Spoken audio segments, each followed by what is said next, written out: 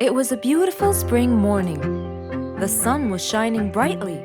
The sound of the birds woke Mr. Fox up.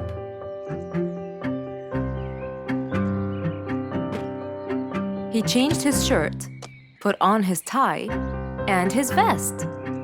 Then he drank his tea. It was delicious. After reading a shop manager ad, he got into his car and drove off.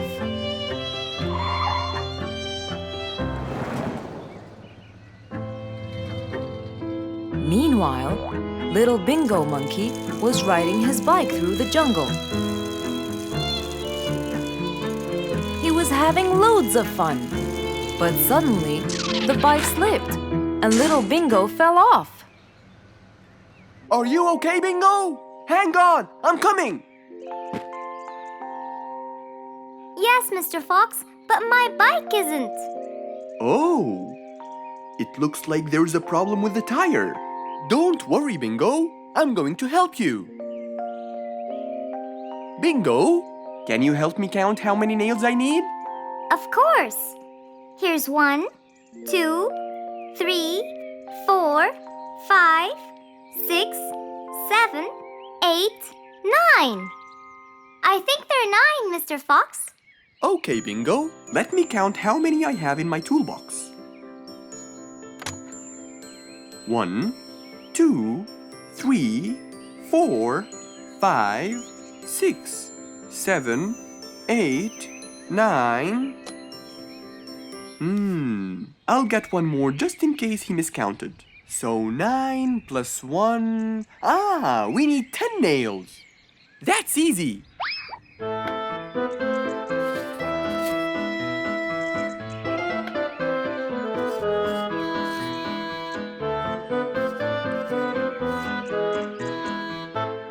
Okay, Bingo. It's all done.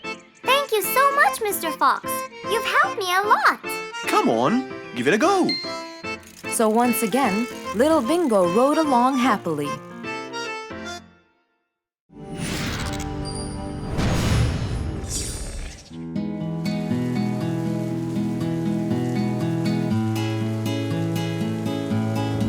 One stormy winter night, when most of the animals stayed warm in their beds and turned off the lights. There was thunder, there was lightning, and Woody the Woodpecker found it frightening. He knew he was in trouble, for his house will soon become rubble. Oh no! What am I going to do? I better go to Mr. Fox before things get worse. With a nice cup of hot chocolate, Mr. Fox continued reading his book when the doorbell rang. It was winter. No one would walk in the rain unless they had a complaint. Woody, what are you doing walking around in such cold weather? Hurry, come in.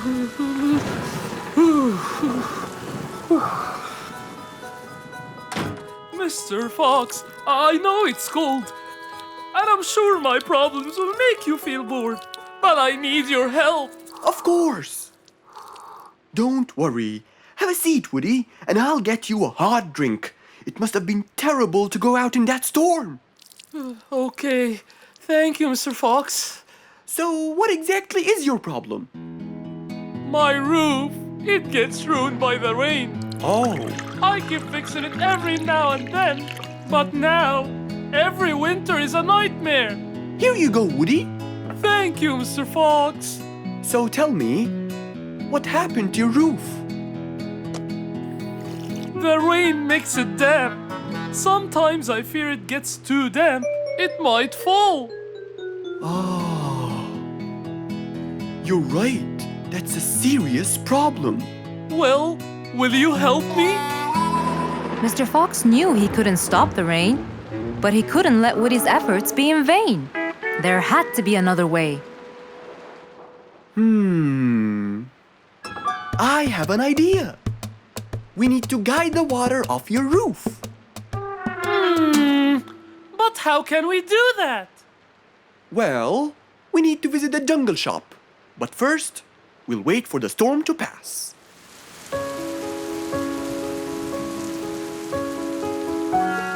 Finally, the storm faded away, revealing a bright, warm, sunny day. I think the weather is better now. Let's go, Mr. Fox. Mr. Fox and Woody hopped into the car, and off they drove to the jungle shop. So, what will we buy from here, Mr. Fox? A sloped roof. A roof? But how will we transport it? Oh, don't worry. There's a new type of roof. They sell them like, pieces of a puzzle. Oh, that's smart! Yep. Mr. Fox and Woody chose a nice big red roof. Then, off they went to Woody's house. Mr. Fox got a ladder and climbed up. He started to fix the roof from the top. Now, all we need is to put the pieces together.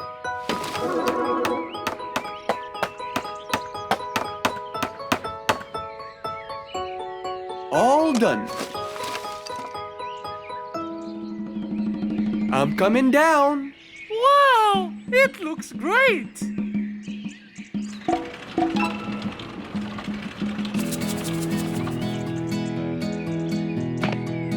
That way, all the water will slide down and the rain won't bother you again. So, does that mean no more rainwater will enter my house, Mr. Fox? Of course not. I guarantee it. Oh, I'm so happy! Thank you so much, Mr. Fox. Oh, it was nothing. We all like living in a dry, warm place in the winter.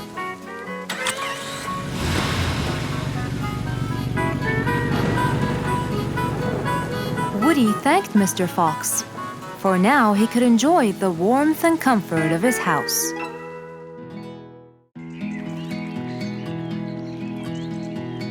What a beautiful morning! Mr. Falcon should have been here by now. He was supposed to get me some sugar candies from the other side of the river. I can't cross that river on my own. I can't swim. I'd better go to Mr. Fox. He'll tell me what to do. And since Mr. Fox helped many more, she went to him and knocked on his door.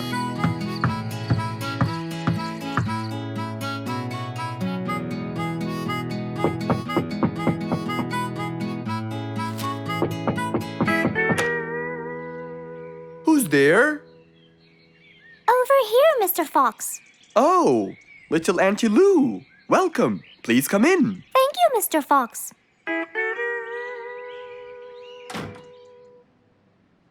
What can I do for you? Mr. Fox, my problem might seem small, and I know how busy you are, but Don't worry, Auntie Lou. Whatever it is, we'll find a solution. Tell me, what's bothering you? sugar candies. Sugar candies? But you love them. Yes, Mr. Fox, I do. That's the problem. The only place I can find them is by the other end of the river side, and I don't know how to swim. Well, how did you get them before? I had some friends who would cross the river and bring me some candies with them. But I can't wait for them to go every time. I want to be able to get them myself. I see. So you want a way to cross that river by yourself. Yes. Do you want to learn how to swim? Impossible. I'm so afraid of the water. It's my worst nightmare. Isn't there any other way, Mr. Fox? Sure there is. Let me think. Mr. Fox thought quickly and without delay, for there was already another way. He'll build a bridge for Auntie Lou, so she could cross whenever she wanted to. Little Auntie Lou, how wide is that river? Very wide, Mr. Fox. It won't be easy, but let's go. Into the workshop ran Mr. Fox. He grabbed some wood and his toolbox. He put them in his Jeep and hopped inside. Then he and Auntie Lou went for a ride.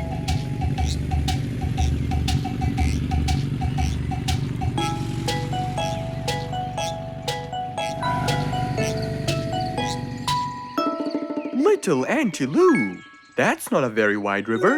But it is to me, Mr. Fox. You're only saying that because you're too big. Maybe you're right. Little Auntie Lou, let's get started.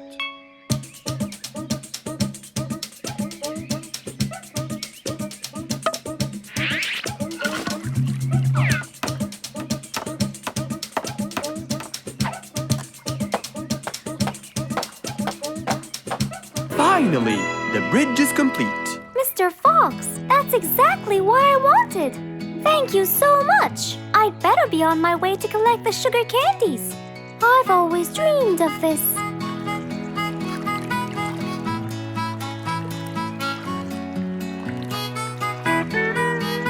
Enjoy the candy, little Auntie Lou. After giving his friend a happy end to the day, Mr. Fox took his car and carefully drove away.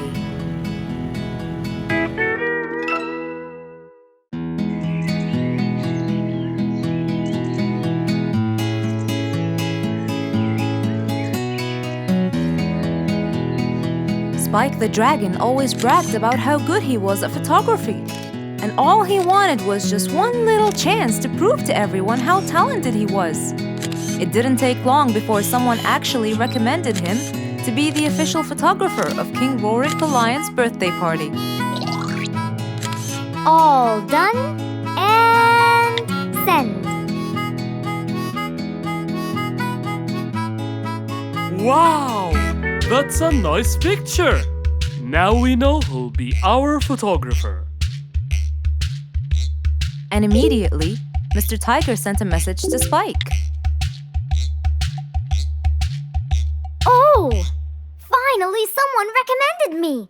I won't let them down. I promise. And so, Spike started to train and practice some more.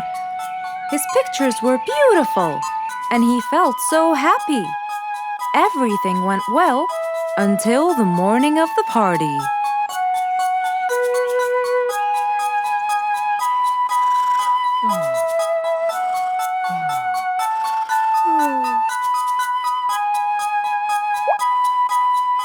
Oh, today's the day. Finally! Maybe I should train some more.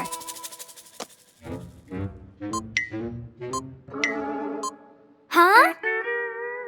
Oh no! What have I done? While Spike was testing his camera, he pressed on something that changed his camera settings. Now all his pictures turned to white. Spike tried to change it back. He cleaned his lens and checked his filters, but all was in vain. What will I do? Oh, what will I do?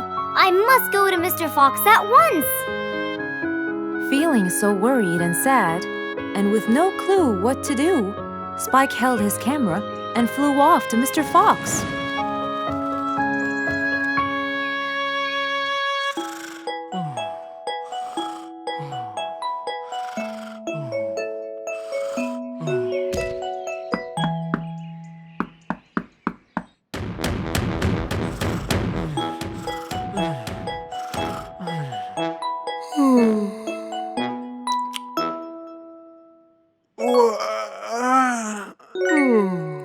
Who could it be this early?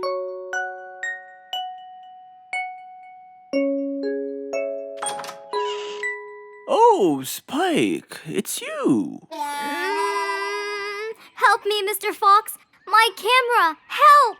All white, broken. Help! Calm down, calm down. Please, come in. Spike followed Mr. Fox inside. He sat down and started to speak slowly. You know today's the king's birthday party.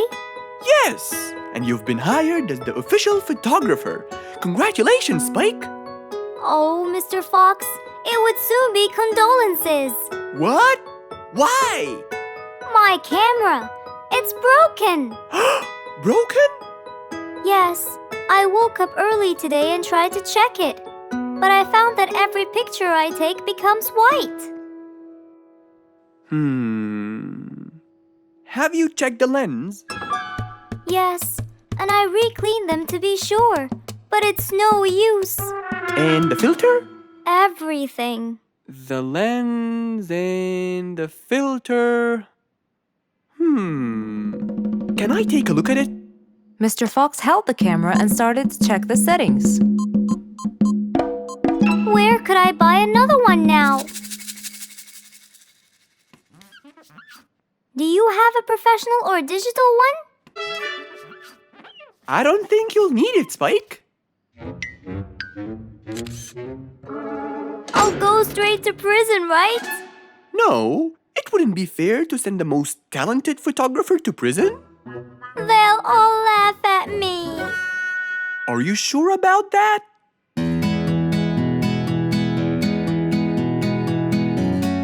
Mr. Fox took a picture with the camera and showed it to Spike, who couldn't believe his eyes.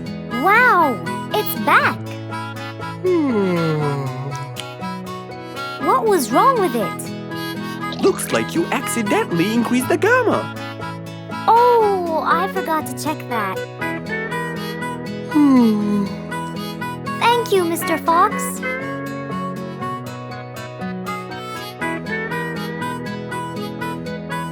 I'll go now. See you at the party. That would be awesome.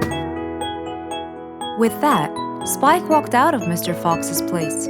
He went back home with a smile on his face.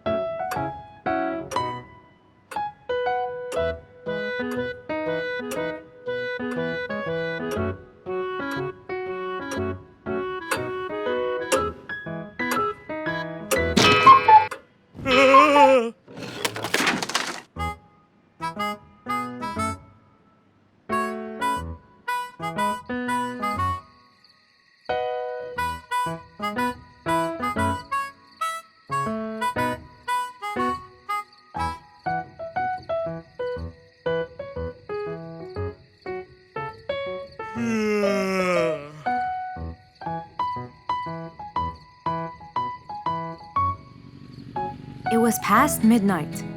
Mr. Sleeperson Koala was on his way home from work.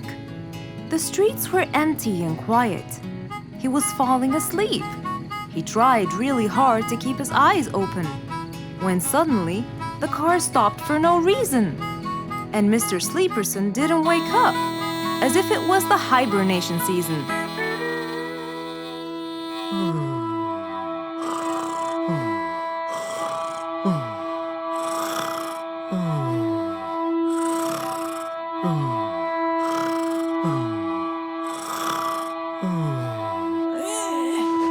What is that?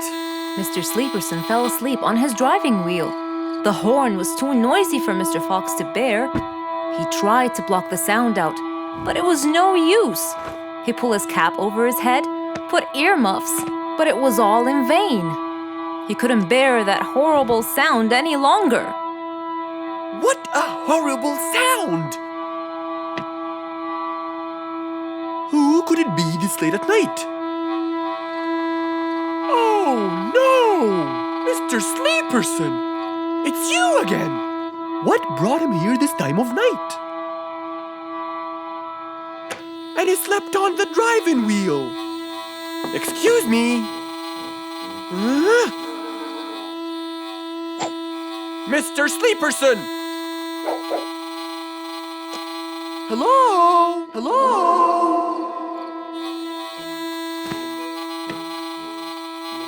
Oh, that's enough! What? Where? What time is it? It's 2 in the morning. And you fell asleep on your driving wheel in front of my house. Oh, Mr. Fox. Hello. Oh my, it's 2 a.m. Oh, you noticed? So how can I help you, Mr. Fox? Help me? Help me? You're the one in front of my house. What am I doing here? I don't know. You tell me. I was fast asleep when I woke up to that horrible sound of your noisy horn. Oops. Sorry. I must have fallen asleep while I was driving again. My bad. Never mind that. Could you please drive all the way to your own house without falling asleep or bumping your head against the horn? Oh, sure, Mr. Fox. Have a good night. Good night. But as Mr. Sleeperson tried to start the car, it wouldn't start. Huh? Oh, man! Oh, Mr. Fox, wait. Help! Now what? The car won't start. Is that so? Can you check it for me, please? Of course! Mr. Fox walked back to the car and started to check it out.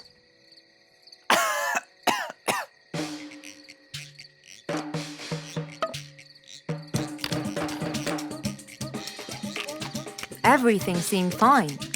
However, when he lowered the hood cover, he found Mr. Sleeperson sleeping in the back seat. He couldn't control his anger. He banged the hood cover. But Mr. Koala was still asleep. Mr. Fox decided to hop into the front seat and try to start the car himself. Huh? Mr. Sleeperson! Your car is out of fuel! Who? Where? Your car is out of fuel! No way. Oh, What will we do now? you have to fill the tank! Okay. Mr. Sleeperson! What? Wake up! I'll fill your tank for you. I have some fuel in my house. Oh, that would be great.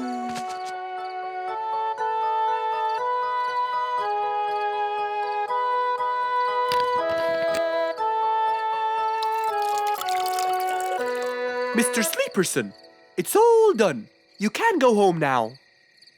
Oh, thank you. Thank you so much. You're welcome.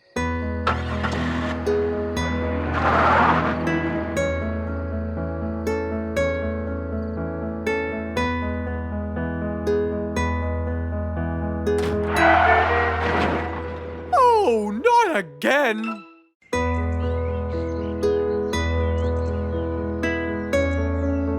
Roo is sad and looks really down.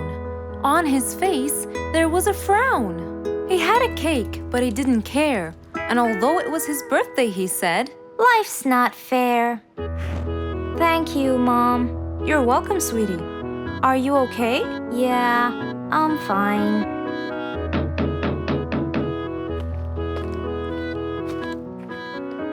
Oh, look who's here. It was Roo's best friends, Poppy and Fluffs. Hey there! Happy birthday! Wow, neat birthday cake. Yeah, just a normal birthday cake, traditional birthday hat, and the same old wishes over and over again. Roo, are you okay?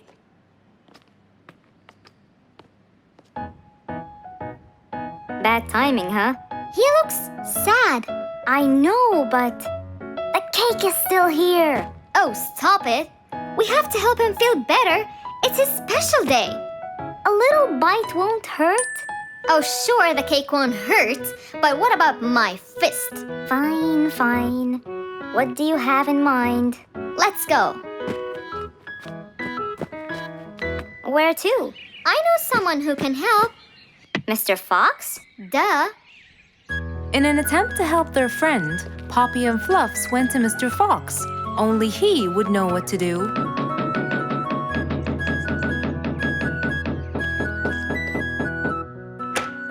Hey, carrots. Do you have any lemonade, Mr. Fox? I stopped apologizing for his behavior long ago.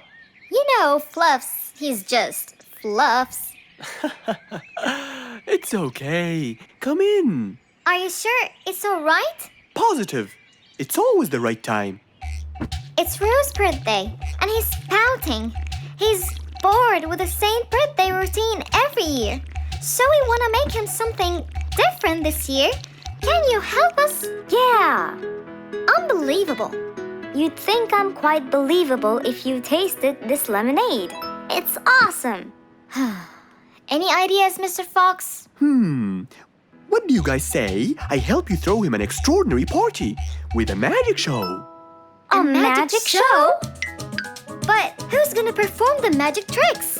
You guys will. I'll teach you. This is the best idea ever. I agree. We'll also bake him a cake. But he says cakes are boring. I can assure you, this one he will like. Sounds like the perfect plan. All right, first, let's bake the cake. It wasn't a very easy task, but all three of them worked hard to make this the best day ever.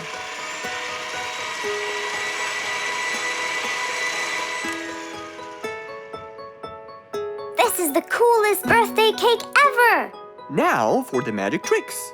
We need a bottle of water left in the freezer for around 2 hours and a plate full of ice. We'll also need some food coloring and soda. I'll get the color blue. I'll get the green and the yellow. And I think I'll get the red. We are all set now, I think. Not yet. What else do we need? Invisible ink. Huh?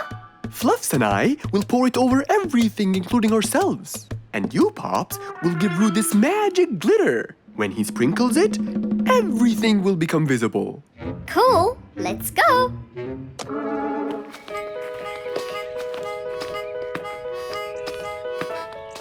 Let us pour the invisible ink now.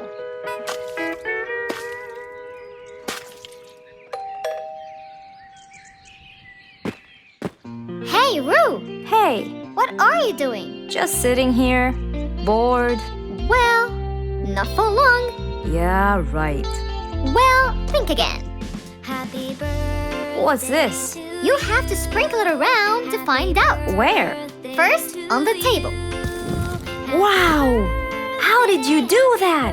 It's a donut cake! Now try sprinkling all around. This is impossible! It's the coolest thing ever! It's not over yet.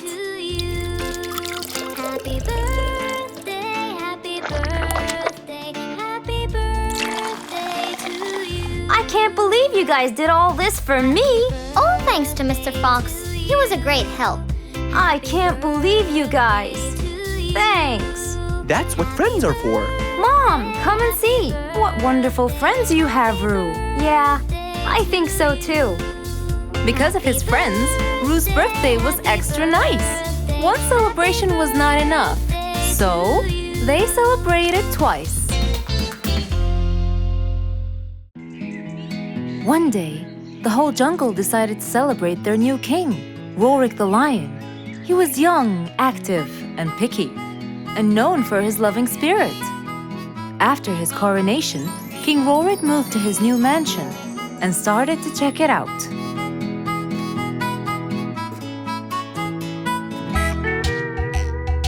Great, and that's my throne, right? Exactly, Your Honor. Well, I'd better check it out. Yes, please do.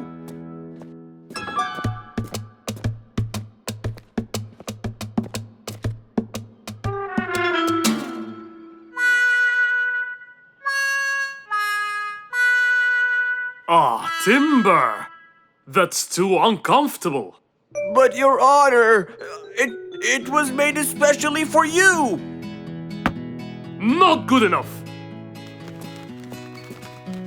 With a sad look on his face, Timber went to call Mr. Fox and ask him for help. Meanwhile, Mr. Fox had just finished his morning exercises and was heading back home.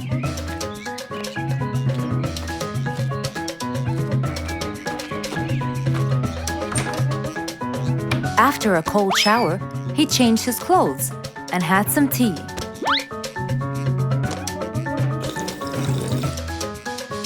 Then, he quickly read about the king's coronation in the newspaper.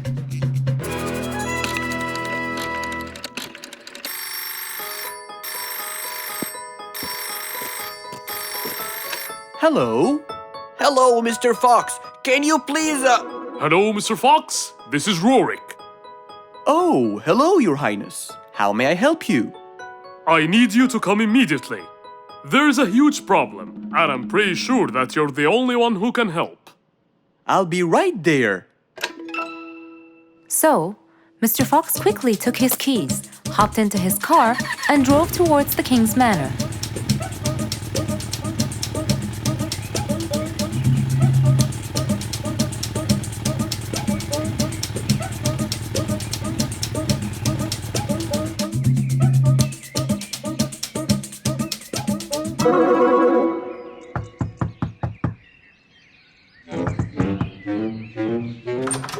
Hello, Mr. Fox.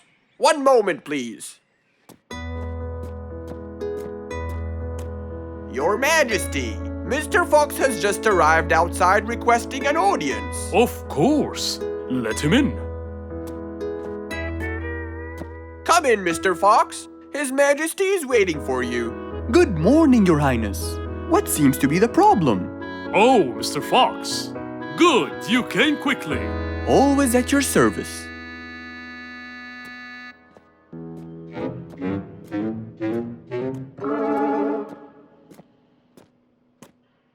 Well, I was at my coronation, and I thought I would check out my throne. But unfortunately, I felt too uncomfortable. Can you believe that I'm gonna rule the jungle on an uncomfortable throne? But I hear it was carved out of the best kind of stone. But it still hurts my back. Oh my! Anyway, I've decided to design my own throne. What a great idea! But I need your help to make it as soon as possible. It will be my pleasure, Your Highness.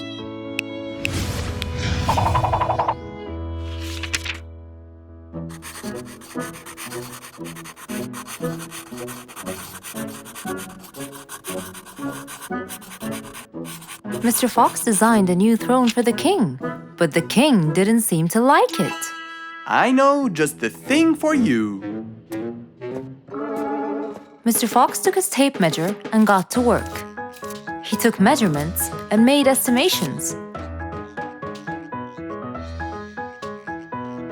This wasn't going to be easy, but Mr. Fox was gonna give it a try anyway. He hopped into his car and took off for the jungle store.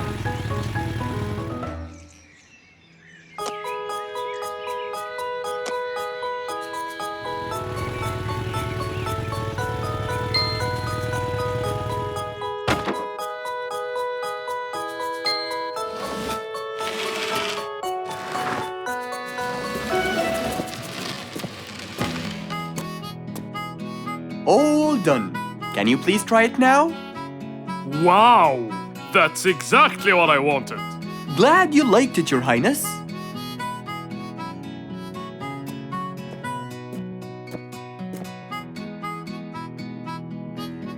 And there you have it, the new king of the jungle. An autumn windy day. It was Jumbo's birthday. He was dancing and playing with his friends, hoping this day would never end.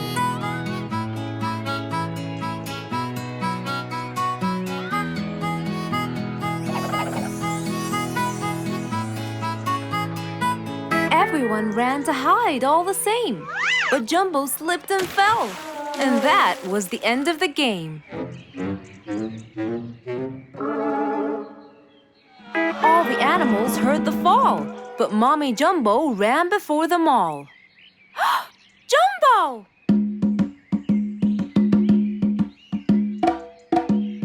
Oh, Jumbo. Combo, you have to take him to Mr. Fox immediately. So, without further delay, off to Mr. Fox's house they hurried away.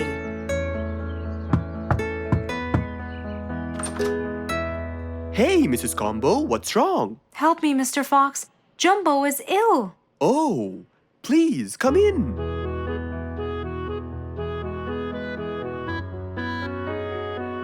You look cold, Jumbo. I'll get you something hot to drink. Thank you, Mr. Fox.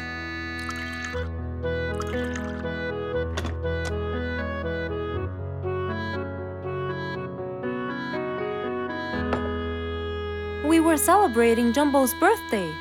Oh, happy birthday, Jumbo. Thank you, Mr. Fox. But as he was playing with his friends, he slipped and fell into the pond. He started shivering and sneezing. I feared he might be sick, so I thought I should bring him to you, just in case. Well, why don't you lie down, Jumbo, and let's take your temperature. Open your mouth. Say ah. Ah. Fever, stuffy nose, red dots all over his trunk. It's definitely sniffles. Oh my, sniffles? Don't worry, Mrs. Combo. It's just a sniffles fever. It will go away. All you need, champ, is some rest and just one pill of antidote. And when you're better, you can go back to play with your friends. Thank you, Mr. Fox. After thanking Mr. Fox, Mrs. Combo took Jumbo back home to let him rest.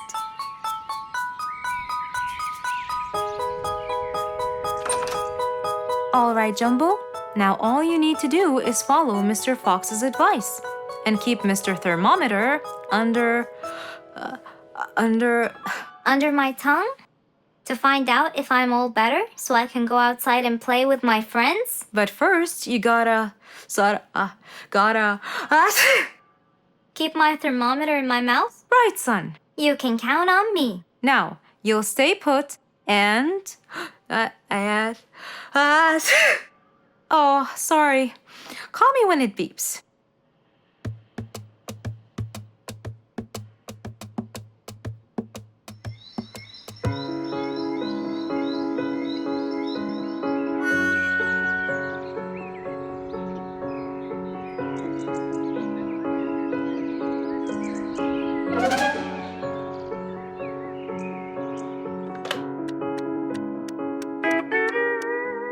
Hello, Frisky. How are you? Hi, Mr. Fox. Roo and I were playing and I'm about to win. Listen, Frisky. I'm going to visit Jumbo now and check on him. I'm sure he'd be really happy if you and Roo come with me. What do you think? Great idea, Mr. Fox. I want to check on him too. We'll meet you there. As agreed, Mr. Fox met Frisky and Roo at Jumbo's house. I'm coming.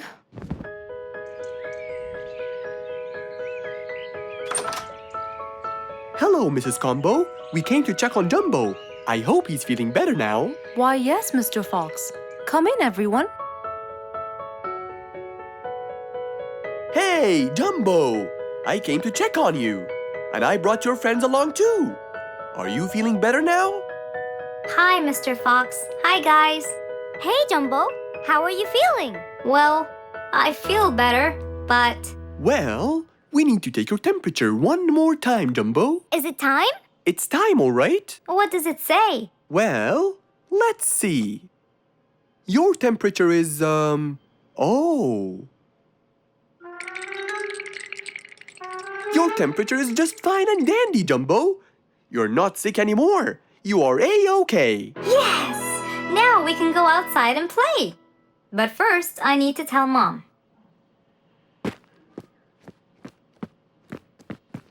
Mom?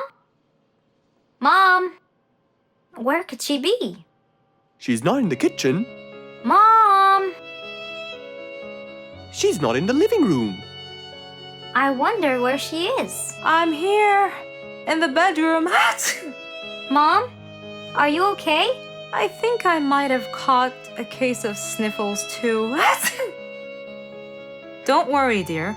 I'll be fine. Now why don't you go out and play hopscotch with your friends? I'll join you when I get better. But Mom, I won't be happy if I go to play and leave you here all by yourself.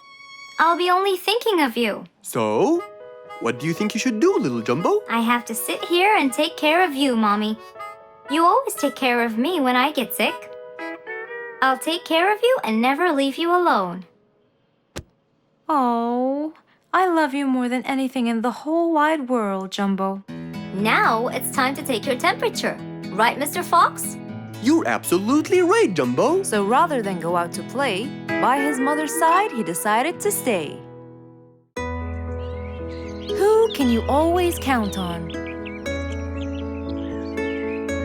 They're always there when you're feeling down, ready to draw a smile and remove that frown.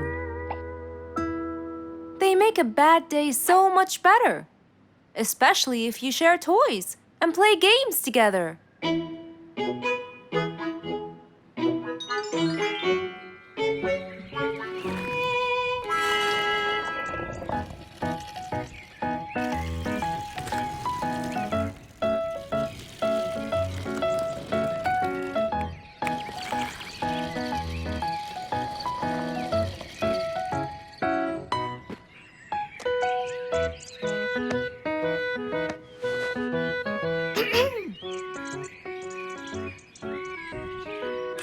Officer Sherlock Fluffs? I'm with you, Officer Poppy Holmes. I think we're moving in the wrong direction. You might be right, Officer Poppy Holmes. I can see footsteps in the opposite direction.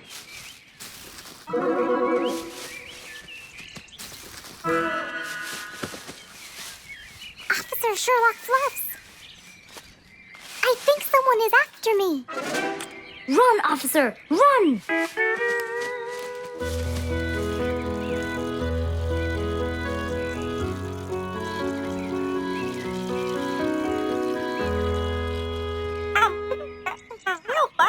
What do you mean? Poppy! Poppy! You there? Poppy!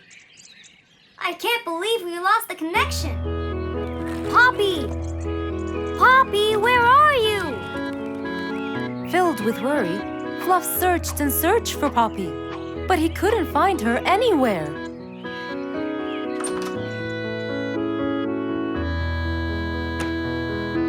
Hey there, Fluffy. What? How come you're here? I thought you'd eventually come home. What happened to your walkie-talkie? It's not working. But we just got it. I know! I was looking everywhere for you. Aw, Fluffsy, were you worried about me? Stop it! We need to fix this thing. Do you have any idea how? Hello? You're the smart one. But I'm not much into technology. You know that. At least take a look at it. I did, before you came. I got nothing, really. Should we go over to Mr. Fox? I think we should. Let me change first.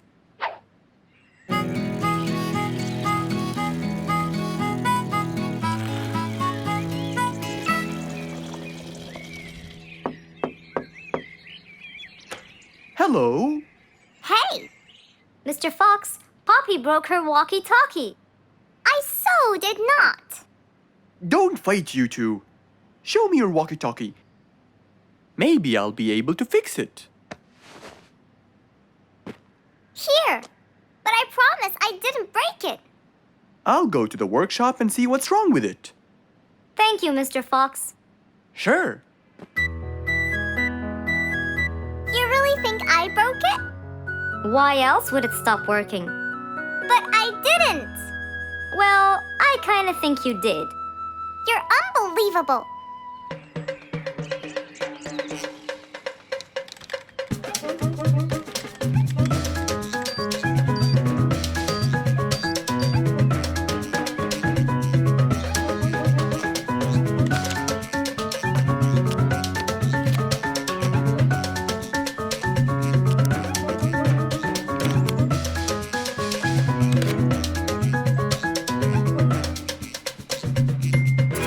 It's working just fine. I told you. Well, it wasn't before. I tried it. I know it wasn't, but now it is. See, Poppy, you did break it. And Mr. Fox fixed it. It wasn't broken, Fluffs. It just ran out of batteries. I'm sorry, Pops. Never mind. I was worried about you, though. I know. I have a wonderful brother. Brothers and sisters may fight every now and then, but at the end of the day, they're still best friends. It was a bright, early spring morning. Still feeling a little sleepy, Mr. Fox opened his eyes and got out of bed.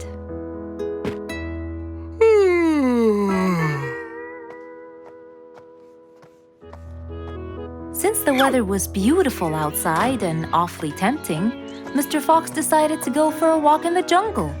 The sun was shining, the birds were twittering. It was a very peaceful morning. Well, sort of. Worried that something terrible could have happened to one of the animals in the jungle, Mr. Fox sprinted towards the sound. Are you kidding me? You're the size of an air balloon! Are you making fun of my size, you piece of yolk? What?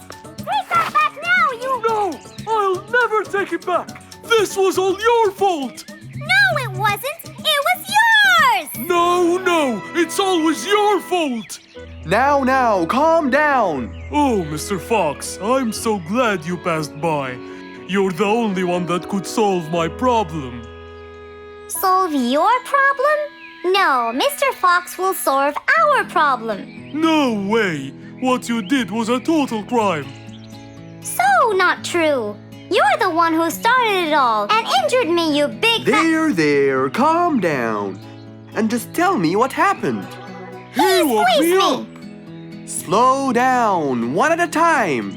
Mr. Panda, you go first. Thank you. Now, I was walking heading to my house when I realized that for me to get there, it will take me 12 minutes. And I was so tired and sleepy. So I thought about it, and I realized I should just lay here for a while and take a short nap. And just as I was starting to get comfortable, I found little chicklets screaming with the highest pitch into my ears, Mr. Fox. My ears! Can you believe that? Well, that's not a very nice thing to do, little chicklets. Why did you do that? But I didn't, Mr. Fox. And how is that? I was heading to my favorite lake, and I was walking just right behind Mr. Wicks, when all of a sudden, out of nowhere, he decided to lay down and fell to the ground and squeezed my beautiful wing. And if it wasn't for my high-pitched voice, I would have been dead by now. Well, that was pretty dangerous, Mr. Wicks. What should I do, Mr. Fox? I was really tired and I needed my nap. So I took it. What should a panda do to take his nap? Can't you just wait till you reach your own house? Or at least look behind you before you decide to fall down? My house is 12 minutes away, and all the walking had already stolen away all my energy. I had to take a nap to recharge. I can't keep on walking forever. Then look behind you or sleep next to a tree or something. Why don't you watch where you're stepping? It was a very troubling matter indeed. The little chick almost got crushed. But Mr. Wicks didn't mean it. He was just so tired that he fell asleep. Right?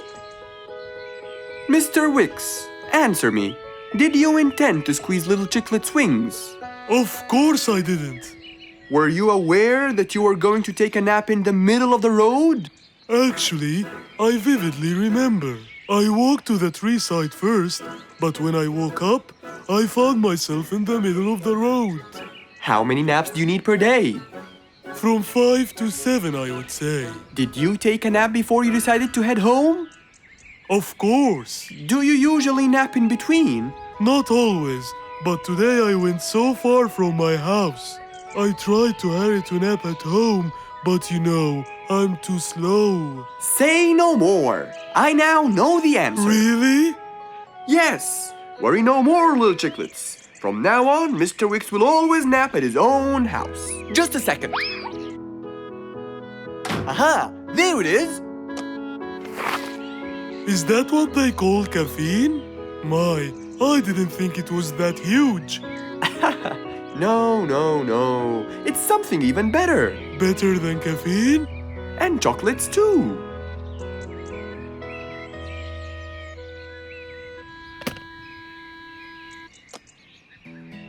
Wow! Rollerblades! So you'll be able to move fast and reach your house as fast as you can. Oh, can I try it now? Sure you can. Wow! Whee! Yahoo! Thank you, Mr. Fox. Anytime you need me, I'll be there. One nice spring night, Mr. Fox was sitting in his balcony, relaxing and drinking his favorite juice, when suddenly the phone rang.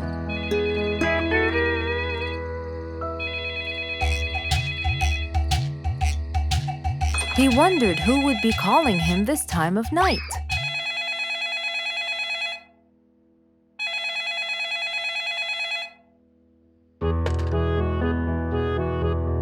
Hello? Who is it? Mr. Fox, it's Rorik. Your Majesty, how may I help you? Well, Mr. Fox, I'd like you to come to my house early in the morning to discuss something urgent. Of course! I'll be there. After he hung up the phone, Mr. Fox went to sleep. He was supposed to wake up early. He wouldn't want to miss his appointment with the king.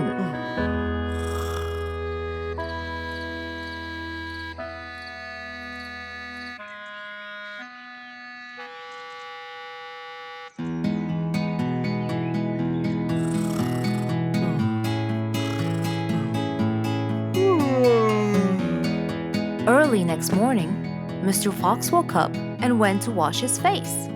After that, he got dressed and was all ready for his appointment with the king. He got into his car and drove off.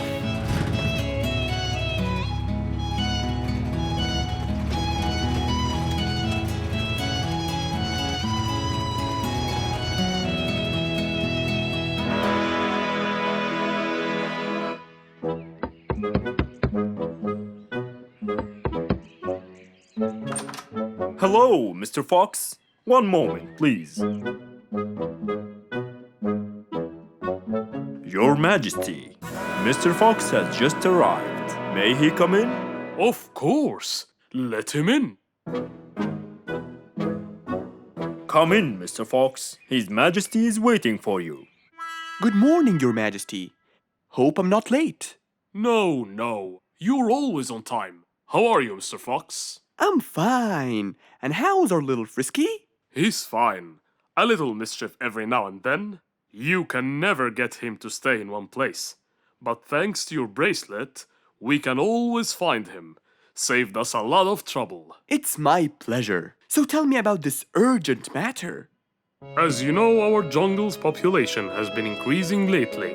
Indeed, our population has increased. Yes, but it's getting harder to summon them all to the meeting every time. That's why I called you, Mr. Fox. I need you to figure out a way for me to reach all the animals at the same time. Let me see. I need to think this through.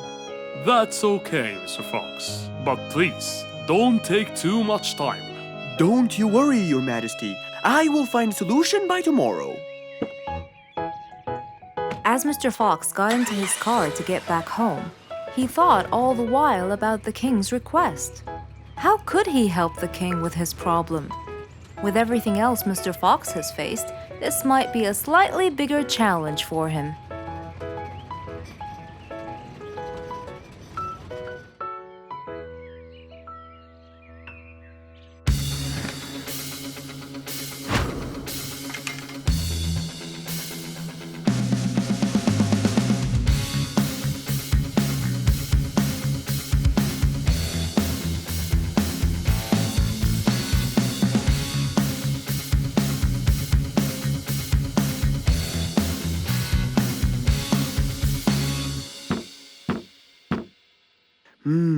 This is more challenging than I thought. Maybe a short break will help. Mr. Fox went back to his house and sat on his sofa. Since he can't think anymore about the king's request, he thought it would be great just to relax and watch his favorite TV show. Everything was peaceful and quiet. But then suddenly, I got it! Mr. Fox rushed back to his workshop. He quickly designed a new device. He carried the new device to his car, and off he went to King Rorik's place.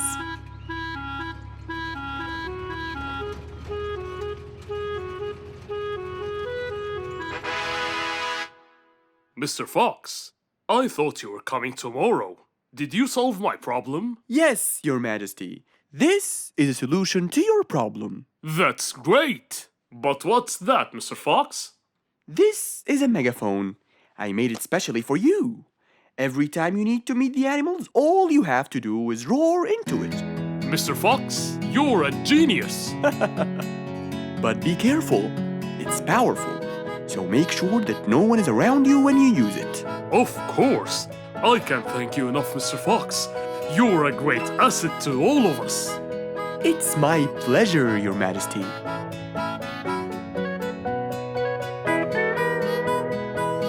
Goodbye, Mr. Fox.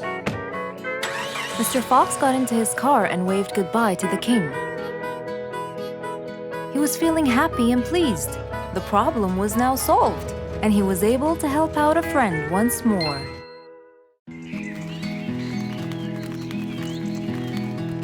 It was a beautiful sunny day. Feeling bright and early, Mrs. Sharpie was on her way to work.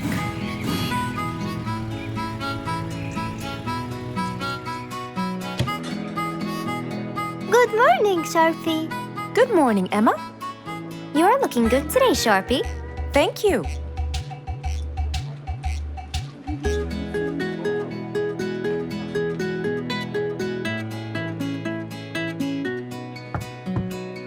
Come in.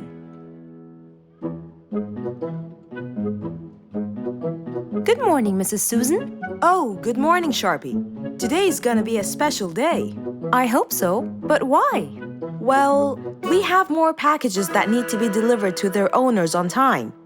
And there's a special package for the king. I'm on it, Mrs. Susan. After piling them all up, Mrs. Sharpie went to deliver the packages.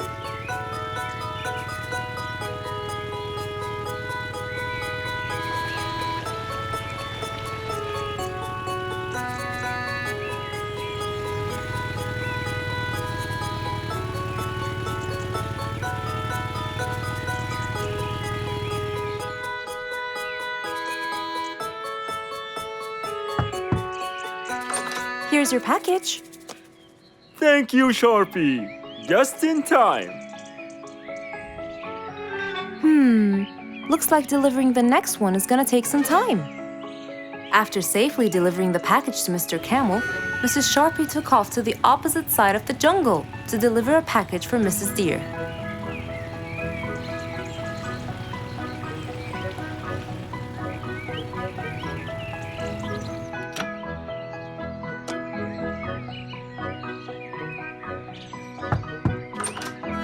Here's your package. Thank you. But why were you late? I waited all morning. Next was Mrs. Bird's package, and that was south of the jungle. That was very tiring for Mrs. Sharpie.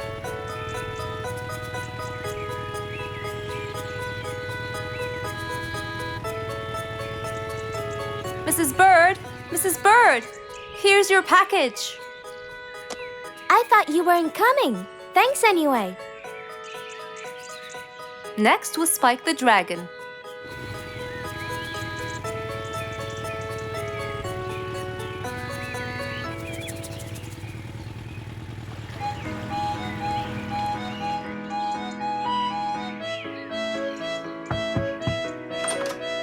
Here's your package. I never thought you'd be late. Oh no! It's the last package I'm delivering today. I hope the king is not too upset that I'm late. Worried and a little scared, Mrs. Sharpie took off to deliver the last package. She was already late as it is. The last package was intended for the king, and after being all over the jungle, will she be able to make it in time? Here you go, Mr. Timber. This package is for the king. Thank you, Sharpie. But the king was worried and a bit upset. Why? Well, he had to wait all day for this package. You're not usually late, Sharpie. He was very upset. My sincerest apologies. I'll be more careful next time. Mrs. Sharpie was very tired and really upset. Having to deliver packages all over the jungle was no minor task. So, she decided to go to Mr. Fox and ask for his help. Oh, hello, Mrs. Shorpy. How have you been? I'm not good at all, Mr. Fox. You have to help me. What happened? I've got a lot of letters and packages, and I keep flying east and west all over the jungle. This won't do, Mr. Fox. I'm so tired. Oh, Mrs. Shorpy, you do look exhausted. Please come in and we'll figure this out together. Would you like a cup of hot chocolate? No, I just want to find a solution, Mr. Fox. Okay. Tell me what the problem is exactly. I get too much letters, so I fly to deliver them.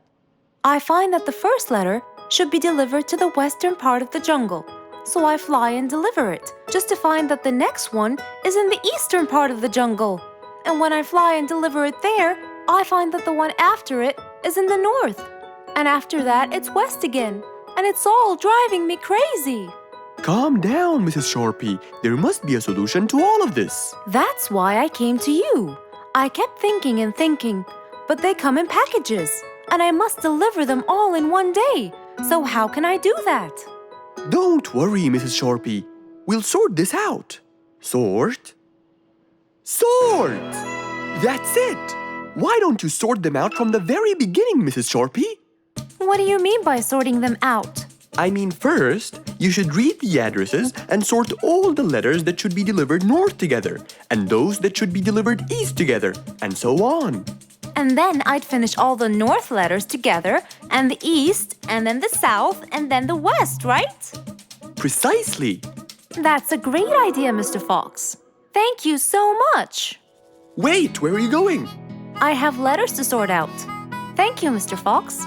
Glad I was able to help you, Mrs. Shorpy. Goodbye.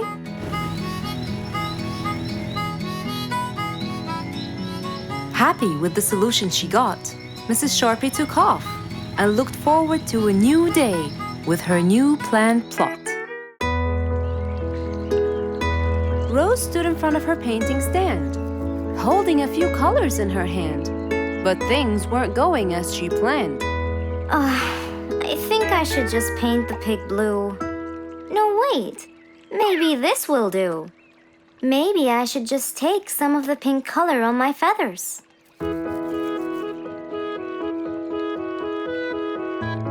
This isn't working. Maybe I should call Mr. Fox. He might have some clue about what I should do.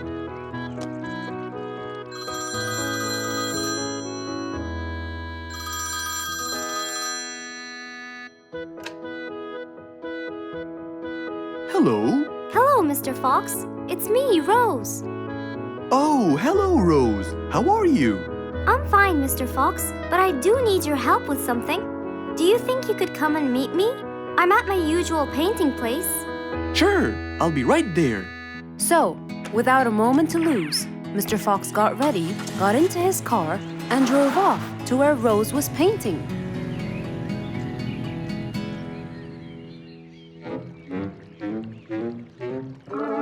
Oh, Mr. Fox. I'm sure glad you're here. I tried everything, but nothing seems to work. What are you trying to do, Rose? I was just trying to get some pink paint, Mr. Fox. I'm not sure that this is the right way to do it, Rose. Well, what should I do?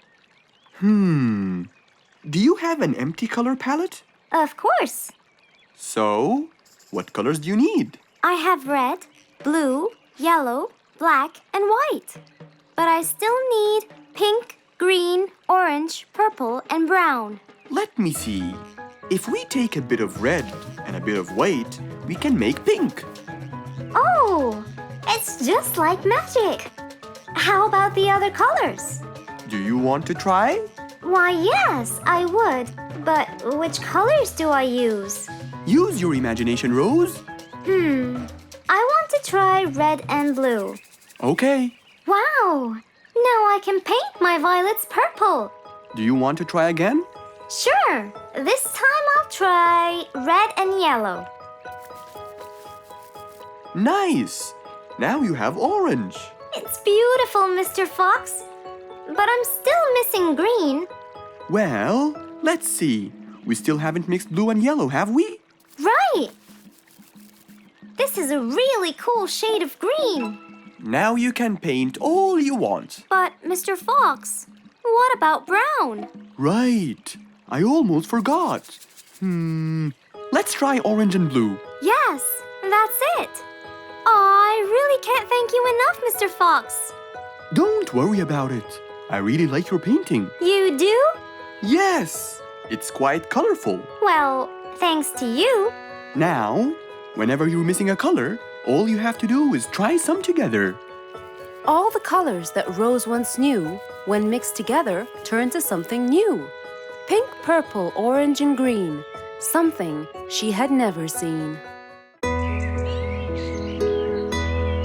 Just imagine if you woke up one day and all your food was gone.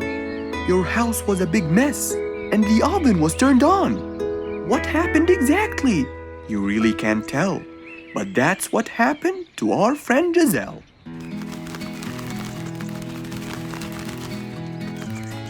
It was a lovely morning, just like all others. But when Giselle arrived, she was burdened with troubles.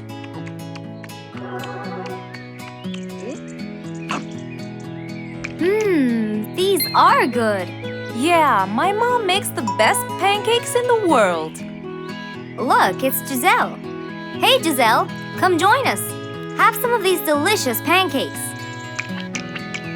Thanks. I'm not hungry. What's wrong, Giselle? You guys, I think a thief broke into my house. What? Food has been going missing from my home, but I didn't think much of it. But the amount of food disappearing kept getting bigger and bigger. And yesterday, all of my food went missing. And there was a huge mess at my house. I even found the oven turned on. My house could have burned to the ground. Oh, I'm so sorry to hear that. Are you okay? This sounds really dangerous. What if this happens to my house next? Calm down. Whatever it is, I'm sure we can deal with it. Giselle, let's go to your house and check it out.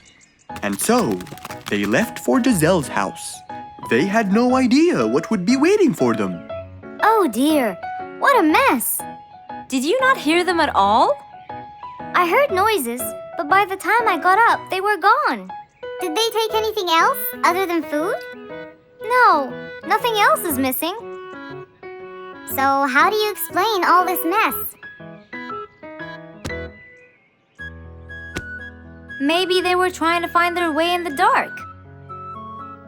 I think Bingo's right. They didn't want to turn the lights on so no one would see them. Yes, but there are more important things. A thief had been here last night, and I don't think Giselle had time to worry about all the dishes. You're right. These are not mine. I didn't use these. That means that whoever was here didn't just steal the food. They ate it all here. That would explain why the oven was on. They cooked. Okay, calm down. We'll figure out a plan to catch them. But first, let's clean everything up.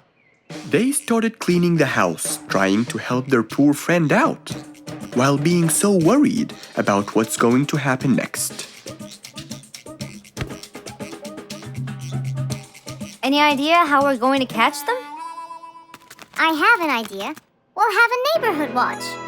You know, we'll stay up around the house so we can catch them as soon as they come near. Sounds great. Giselle, why don't you go and get some sleep? We'll take care of it. Thanks, guys. They all sat in anticipation, ready to jump on the thief without any hesitation. But hours passed by with no one in sight. They started to become very, very tired. Does anybody else feel a little bit sleepy? Yeah, and cold, and a little hungry.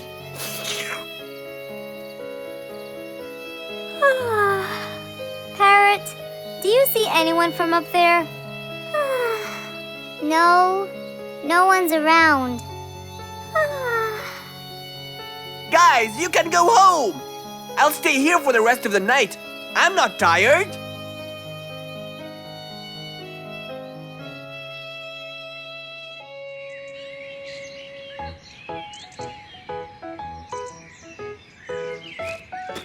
Good morning! What happened after we left? Did you see them? I heard a noise from the bushes near the house, but no one was there. They must have seen me, got scared, and ran away. Wow, you must have looked so tough. How did you get them so scared? I'll teach you guys. First, you have to stand chin up, hands on your waist, and look so focused. Then, you walk back and forth in front of the house, so they wouldn't have a chance. Don't get distracted by anything, and most importantly, carry a weapon. A weapon? Yes, these are mine. A salt shaker and a ladle? It's a pepper shaker. You sprinkle it in their eyes and then hit them with a ladle. Ooh, scary. Okay, I think I got it. I'm going to be on neighborhood watch duty tonight. I'll go get ready. See you all later. And so, with a big responsibility to bear, Bingo guarded the house, steady and aware.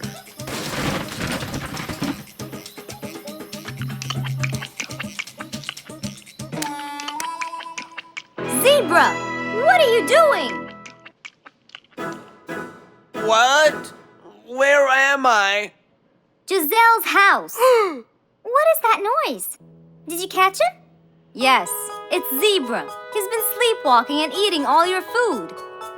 Oh no! Giselle, I'm so sorry. I wasn't stealing your food. This happened before. I sleepwalk a lot. Don't be mad. I can't believe it's been you all along. That is so funny. You're not going to tell everyone about it, are you? If she doesn't, I will. I knew you couldn't scare a thief away with a ladle. You could! You know what? I'm just happy Giselle is safe. I'll just go home now. I need some sleep.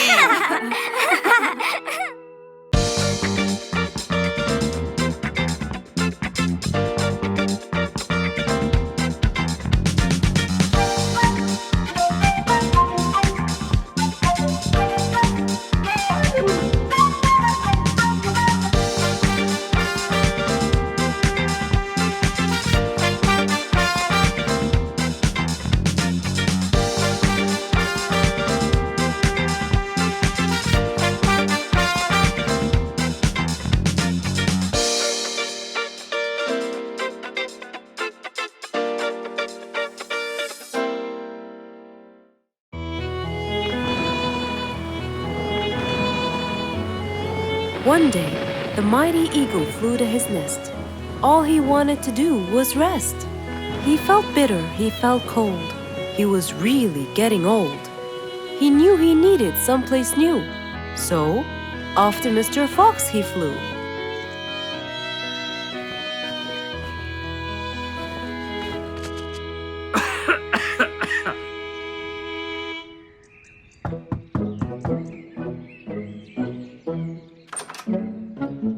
Oh, hello, Mr. Eagle. You look so tired. Please, come in. Thank you, Mr. Fox.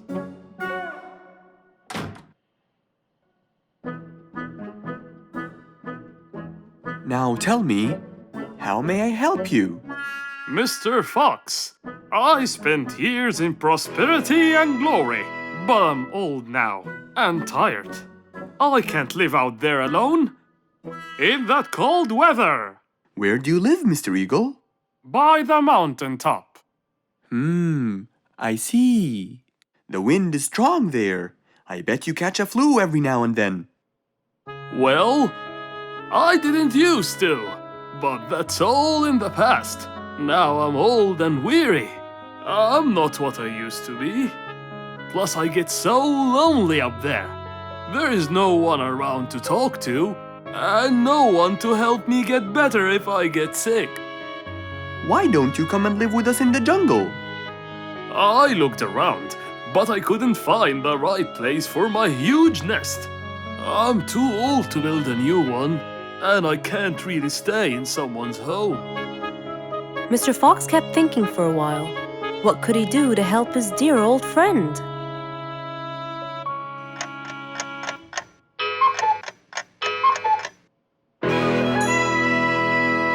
I got it. I think I can help you build a new house. Have no worries.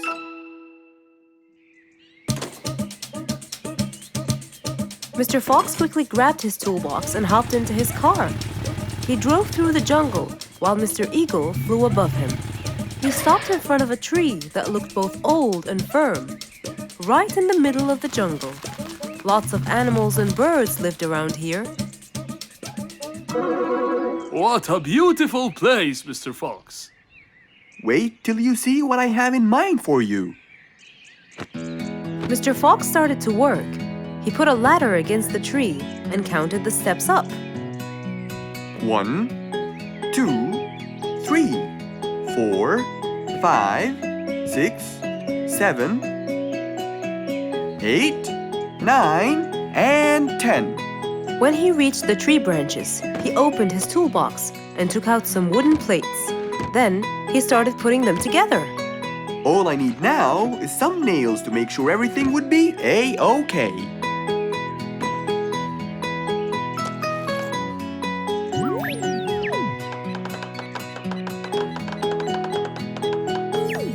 We're almost done, Mr. Eagle. Can't wait to see what it will look like, Mr. Fox. Oh my! What a wonderful treehouse! And it's all yours, Mr. Eagle. My own home. I can't believe it. Thank you so much, Mr. Fox. You're most welcome.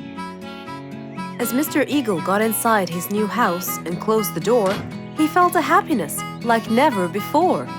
He knew Mr. Fox's idea was truly the best, for there was comfort, there was warmth. He felt really blessed.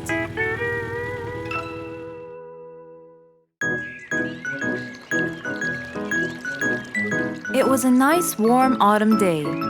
Mr. Fox was doing his morning exercises, sit-ups, push-ups, and running on the jungle track.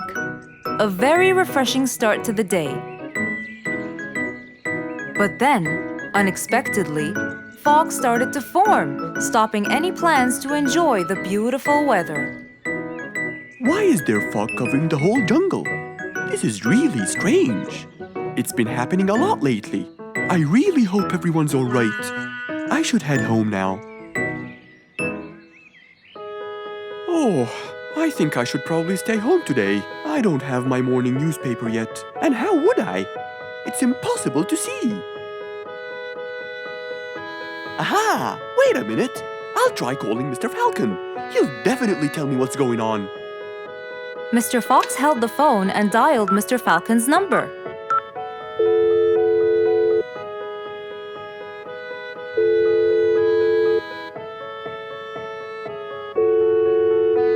Oddly enough, there was no answer.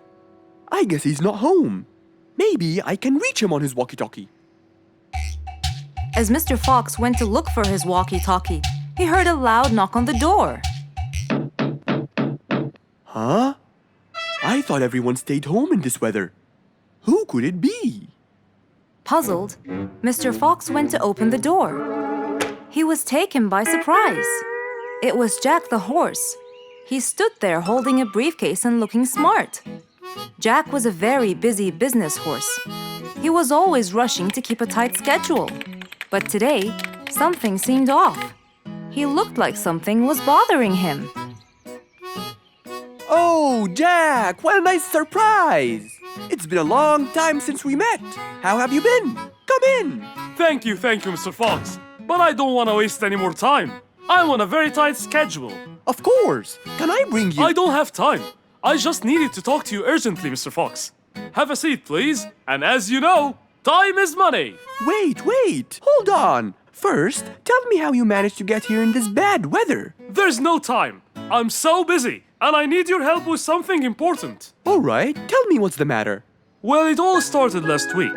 After long and weary negotiations, I won a bid for a gold mine located in the eastern part. Long story short, a gold mine obviously contains gold. But no matter how hard I looked, I found nothing but dirt. I was really frustrated. I was disappointed, and I knew that buying the mine was a mistake. What do you think, Mr. Fox?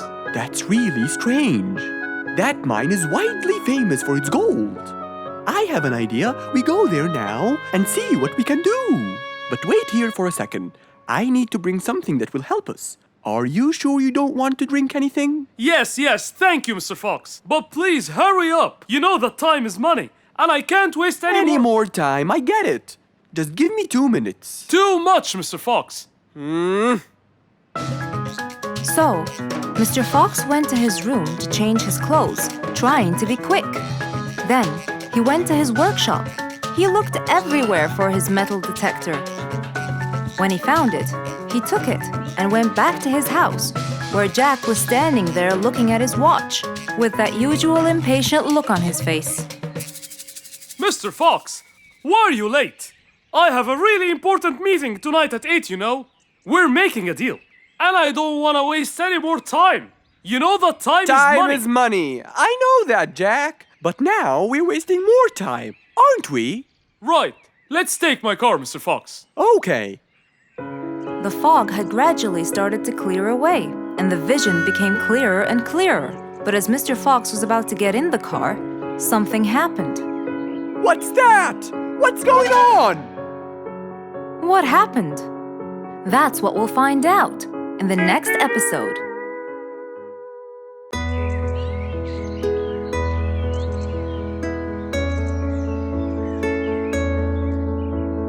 One cold morning, while everyone was shivering in their houses, Mr. Fox woke up and went to watch his favorite team play.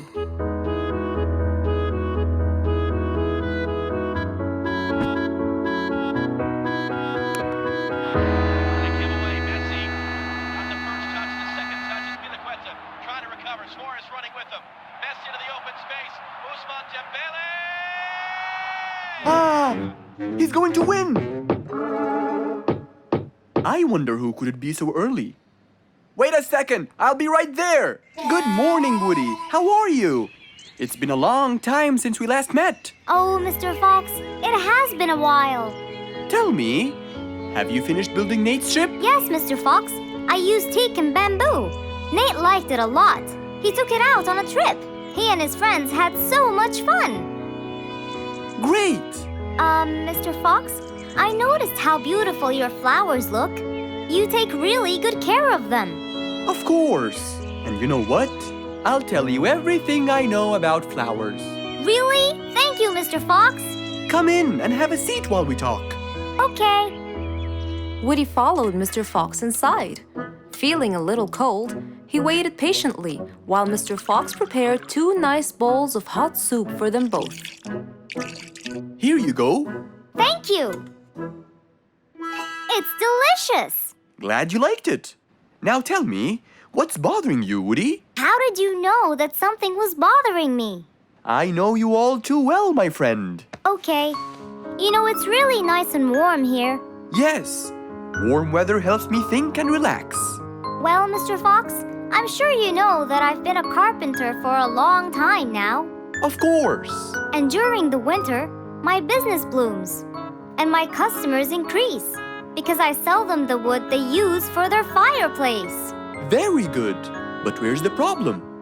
The problem is, they're not all the same. So each customer needs the wood to be suitable in size for his fireplace. That's true. And as you know, I work alone. So I take so much time and effort to cut and adjust the wood to suit each and every customer in this jungle. Sounds like a serious problem. He looks really worried. Okay, Woody, why don't you come with me to my workshop? It's round the back. There, we can think together and I can invent something to help you solve your problem. I really hope so, Mr. Fox. Don't worry, we will. I know. And you taught me that there's a solution to every problem. And Mr. Fox solves every problem. Ha ha ha! That's right, Woody.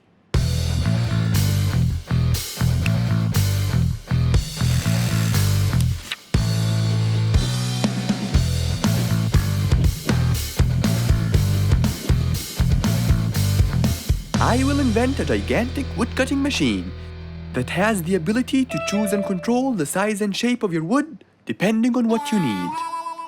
What? Really? Aw, you're the best, Mr. Fox.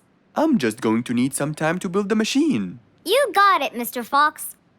I'll go get a few things done, and I'll come back. Okay, I'll see you then, Woody.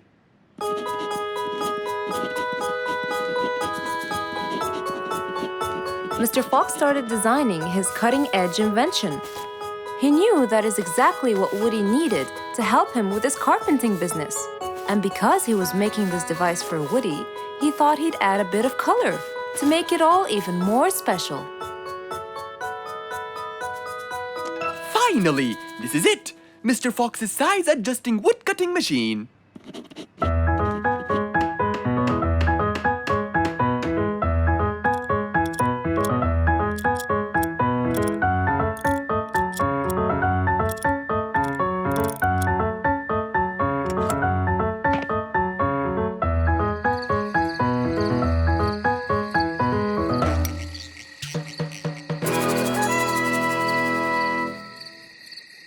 After finishing the device, Mr. Fox sat to listen to his favorite music, waiting for Woody, who came knocking on the door. Hello, Woody. You're right on time. Have you finished building the new machine for me, Mr. Fox? Of course I have. It's in my workshop. Let's go see it.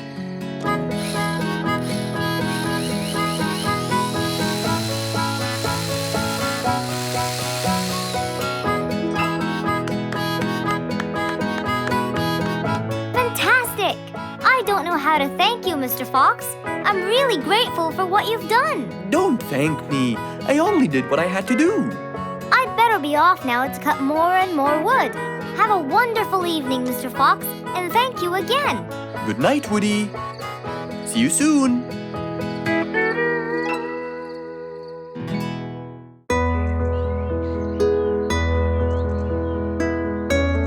One bright sunny morning, as Mr. Fox was having his morning coffee and reading his newspaper in the balcony, his phone rang.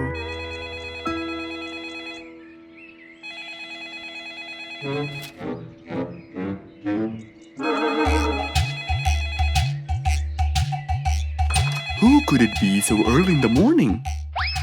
Hello? Hello, Mr. Fox. It's Rorik. Oh, hello, Rorik. How are you today? Not very good, I'm afraid. Why is that? My piano. I tried playing it today, but it sounds weird. How so? I don't know. Could you please come and check it out? Sure, I'm on my way. Thank you, Mr. Fox. I'll be waiting for you. And I'll be right there. So, quickly, Mr. Fox changed his clothes. He took his toolbox and his car keys, got into his car, and drove off to Rorik's place.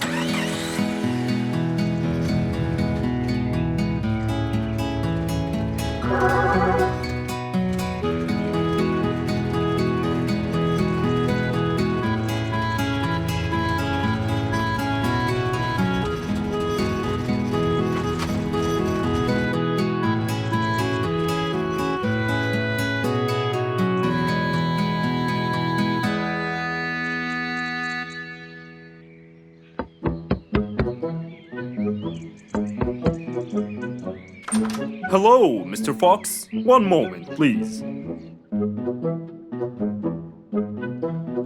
Your Majesty, Mr. Fox has just arrived. Of course. Let him in. Come in, Mr. Fox. His Majesty is waiting for you. Good morning, Rorik. I came right away. Oh, you're here, Mr. Fox. Please help me with my piano. It's the only thing that comforts me. Don't worry, Rorik. I'll see what I can do. Mr. Fox started to check the piano. He tried playing a few notes. What is it, Mr. Fox? Is it broken? Mr. Fox, please answer me. It sounds horrible. It's not broken, Rorik. It just needs tuning. Do I have to buy a new one? No, Rorik. It's very simple. I can tune it for you. Really? Thank you, Mr. Fox. I almost had a heart attack. However, Oh no, not that word. I'm sorry, but it might take a while. Oh, it's okay. I can wait. Okay then, I'll get started. Please, Mr. Fox, do your best. It's my everything. Don't worry, it'll be good as new.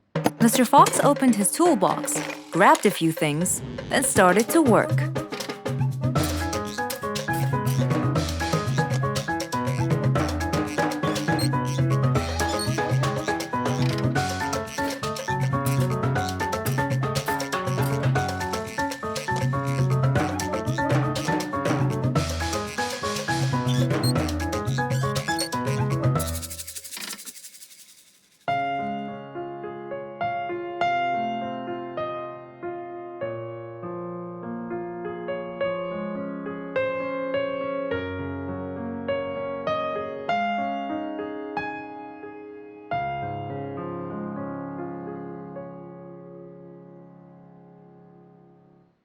Beautiful.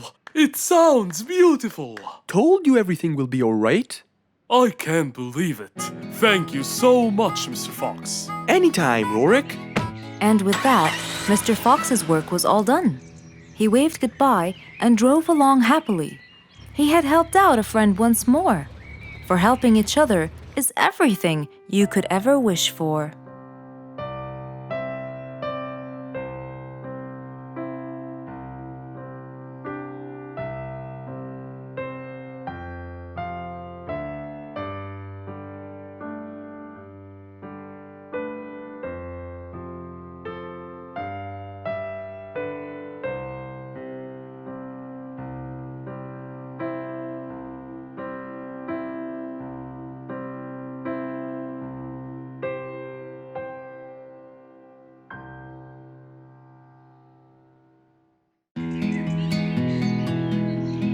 It was a beautiful morning. The sun was shining brightly over the jungle.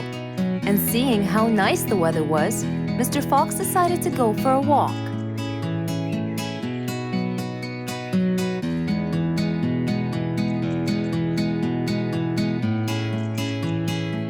The birds were twittering, the bees were humming, and the flowers smelled pretty.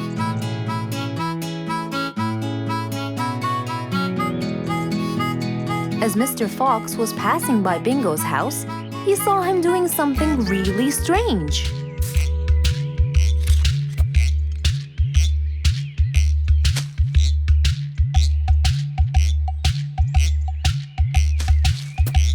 Bingo! What are you doing? I'm storing my favorite fruits to eat during the winter. But you can't just bury them. They'll soon rot. But what can I do, Mr. Fox? They only grow in the summer, and I love to eat them so much. Mr. Fox thought about it for a while. What could he do to help Bingo?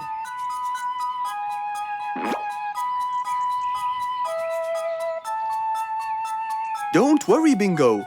I think I have an idea. Really? What is it? You'll have to wait and see. I'll just run to my workshop, and I'll be back before you know it. Okay. Mr. Fox went back to his workshop and gave it some thought.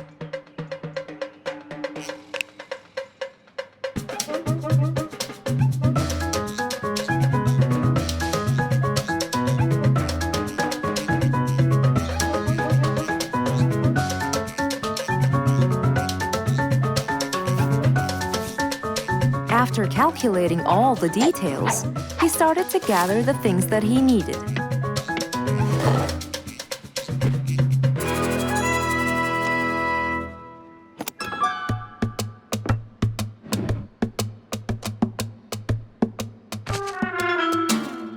Then he took his toolbox and his car keys, and of course, the glass plates. He put them all in his car and was on his way.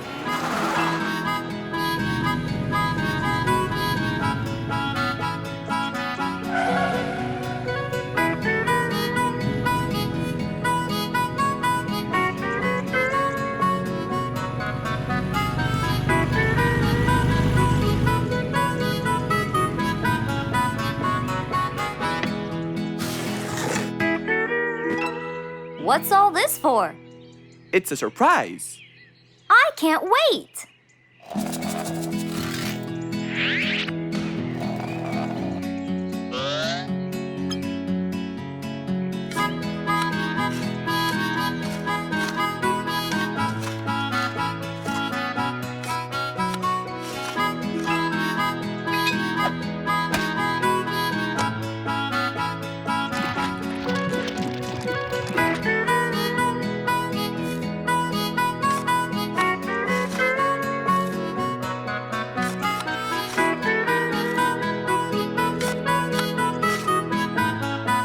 Mr. Fox was almost done, and Bingo was watching him, looking slightly puzzled.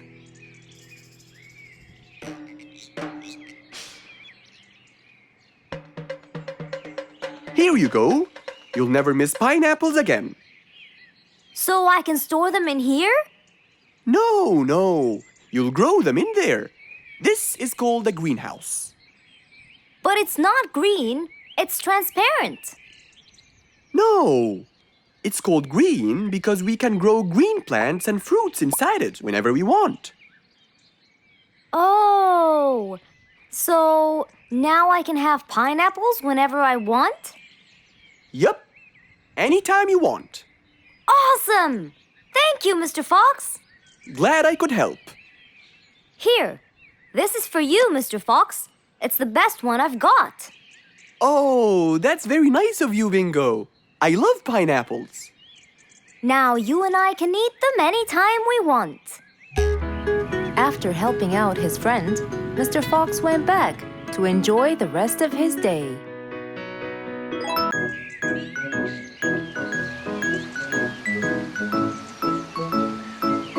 It was a beautiful Saturday morning.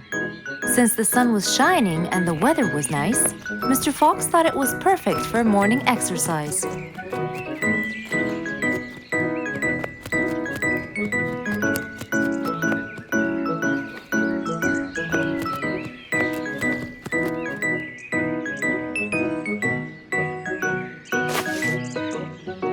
Ah, Piggy, how are you? Haven't seen you in a while. I really missed you.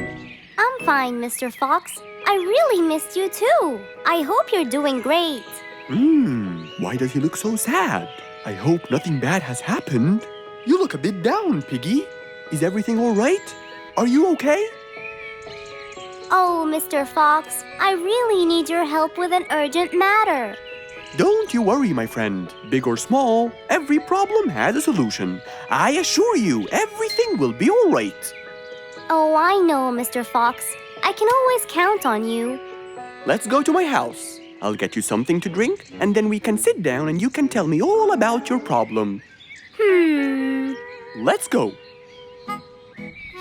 With that said, both of them headed off to Mr. Fox's house. So, Piggy, tell me what's the problem? I keep trying to grow a plant in my garden, but it keeps dying. Do you give the plant enough water? Yes, every day. Well, how about the sun? Do you keep it in an open, sunny area? Yes, I do. I planted in my garden. Looks like I'll have to come with you to find out what the problem is. Wait here for a moment, please. So, without further delay, Mr. Fox changed his clothes and got ready. Then, they both got into the car and drove off to Piggy's house.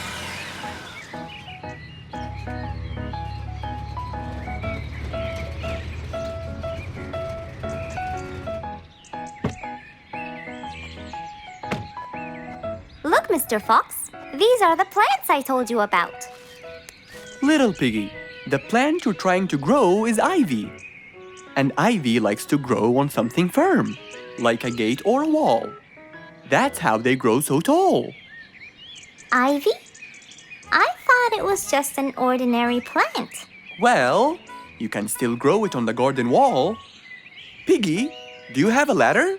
Yes, Mr. Fox. Over there. Okay, come with me.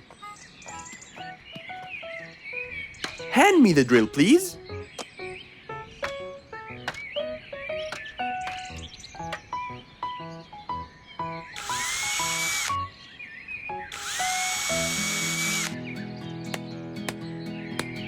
After drilling the holes and hammering the nails, Mr. Fox hung the ivy plant all across the wall.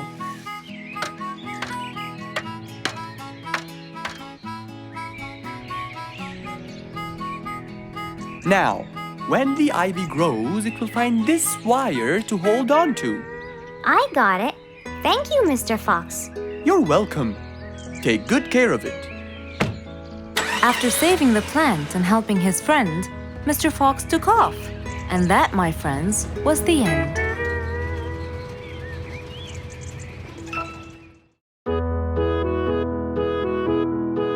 Mr. Fox was known for his kindness in helping others. Everyone went to him for advice, even Woody, the jungle carpenter. After being assigned the task of building a really big ship, he went to Mr. Fox, seeking his wisdom. Mr. Fox listened carefully to what Woody had to say, and in turn, promised to help him.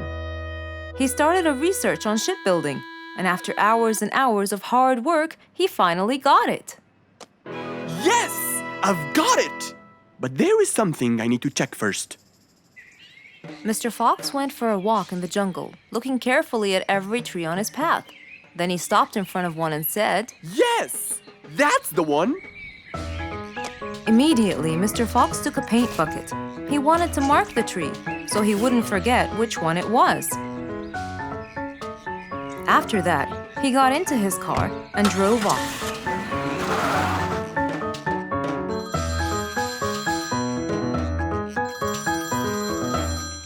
When he got home, he called Woody to tell him that he had found the perfect solution to his problem. It only took a few minutes before... Oh, Woody, right on time. Come on, Mr. Fox, tell me. Okie dokie, come in. I finally figured it out. I never doubted you, Mr. Fox. I was sure you'd be the one to help me find an answer to my problem. Oh, don't mention it. Here you go. These are blueprints. They're guidelines that will help you learn how to build the ship easily. Woody started reading the blueprints thoroughly. He knew most of what was written in it, so he looked up and said, It's a lot easier than I thought. Thank you so much, Mr. Fox. Oh, but Mr. Fox, what about the materials that I'll need to build it? Here's a list of all the materials you'll need. And what about the kind of wood I should use, Mr. Fox? I did extensive reading, and I found out that our ancestors were famous for using teak in the process of building ships, as it's really stiff, strong, and it can also be shaped to have wide planks, which would help the ship to withstand the waves of the sea. But I know you don't know what teak is. Not everyone does. But come along. I think it would be better to show you the tree I found earlier in the jungle. Our jungle? Of course! Everything you dream of can be found in our beautiful jungle. Mr. Fox got into his car with Woody by his side and drove off.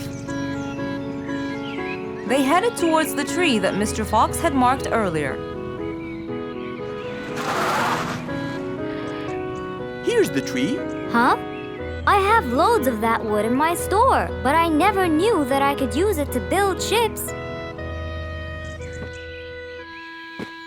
I didn't know about teak either. But with a little bit of research, everything is open to you, my friend. Mr. Fox, I can't thank you enough. I'm really happy right now. I'll never forget what you've done for me. It's my pleasure, Woody. Now that I know what I should do, I'll go back and start building that ship for Nate as fast as I could. Thank you again, Mr. Fox. So, after helping his friend, Mr. Fox got into his car and drove away happily.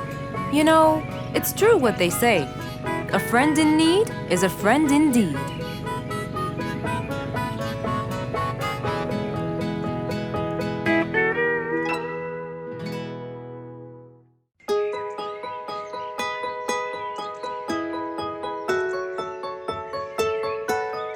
Beatrice was a little energetic bee.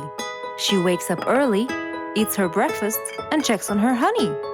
Then, she goes out to collect some nectar.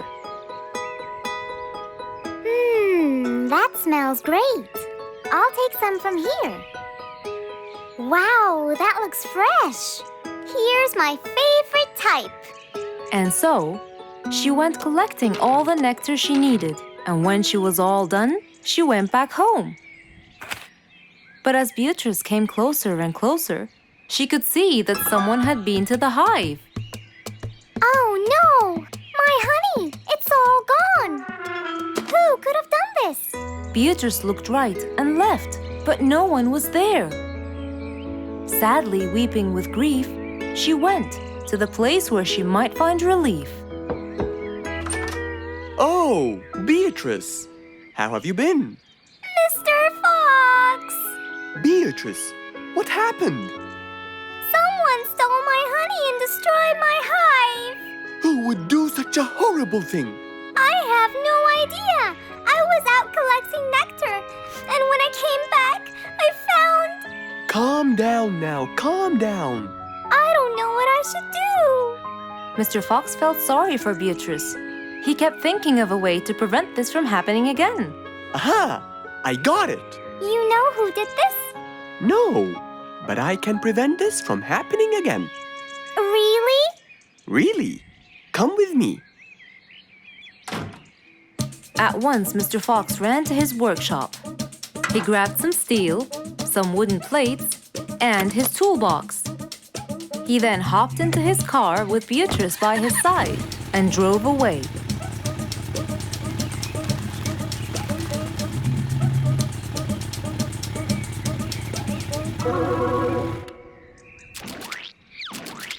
Oh, See? I told you. It's a complete disaster. you were right. But don't worry, everything will be okay now.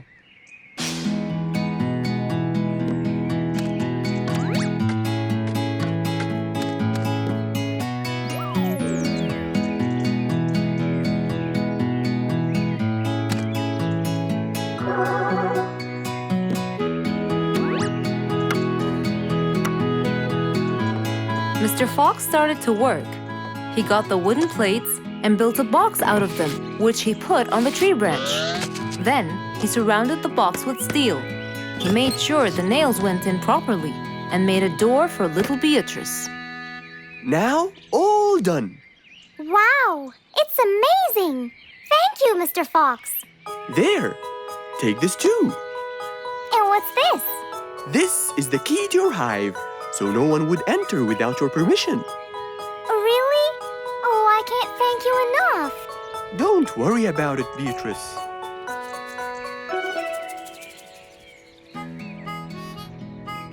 Here, Mr. Fox. This is for you. What's this? It's one of my delicious honey jars. It's the best kind I've got. Oh, you didn't have to. Well, thank you, Beatrice. And as Mr. Fox drove away, he thought that this was the perfect end to the day.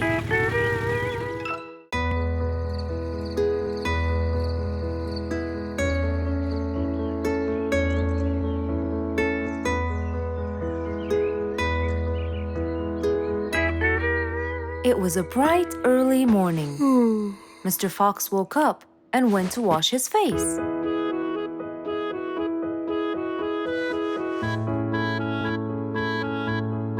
Since he was feeling a little hungry, he went to prepare some breakfast. He prepared fruits, some cheese, a fried egg, and some veggies. He looked around for some bread, but couldn't find any. No problem. He'll go to the bakery and buy some. I guess I need to buy some bread from Mrs. Flute's bakery. Then I can have my delicious meal.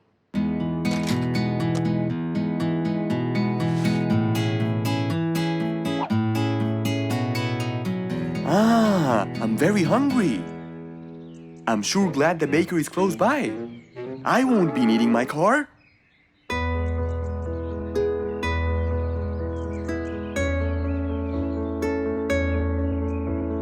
Mr. Fox decided to walk to the bakery. He really enjoyed the early morning breeze. And on his way... Good morning, Mr. Fox. Oh, Mr. Falcon! How are you? Are you getting enough sleep? Yes, I can sleep most anywhere now, and it's all thanks to you, Mr. Fox. Glad to hear that, my friend. See you around.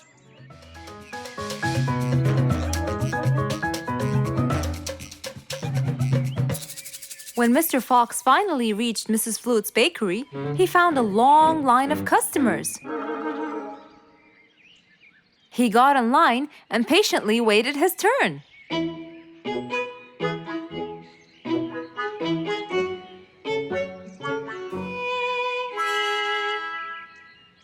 Wow! Looks like everyone wants bread. Slowly, the line was moving up, and Mr. Fox got closer and closer till he finally reached the counter, where a very tired Mrs. Flutes was waiting. He was her last customer. Hello, Mr. Fox. Here you go. Hello, Mrs. Flutes. You look really tired. Yes, Mr. Fox, it's becoming more and more exhausting. Why? The number of customers has increased lately after I upgraded both the bakery and the quality of the bread that I produce. That's great. I know it's great, Mr. Fox, but the thing is, the rate of bread production is really low. Well, compared to the number of customers, that is. But why is the rate of production low? Well, Mr. Fox, grinding the wheat takes loads of time and effort. Sometimes it takes over a day or so. That's basically why everything else gets delayed. What should we do to solve this problem? Okay, Mrs. Flutes, I will head home now and eat my breakfast and try to think of a solution. And I'd like you to pass by my house tonight. I'm sure I'd figure something out by then. Really, Mr. Fox? I can't wait to hear your solution. I'll come by your house as soon as I get off work. Okay, see you later, Miss Flutes. See you later, Mr. Fox. Mr. Fox went back home to have his breakfast. Miss Flute's bakery is truly the best. I have to solve this problem, or she won't be selling any more delicious bread. With that in mind, Mr. Fox went to his workshop to give it some thought.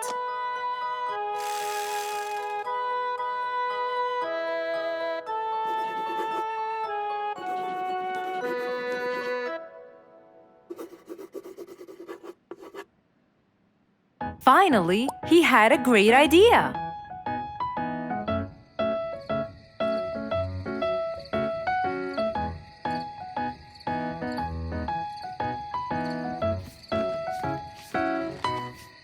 That was a long day. I should head straight for Mr. Fox. I'm sure he would have solved my problem by now.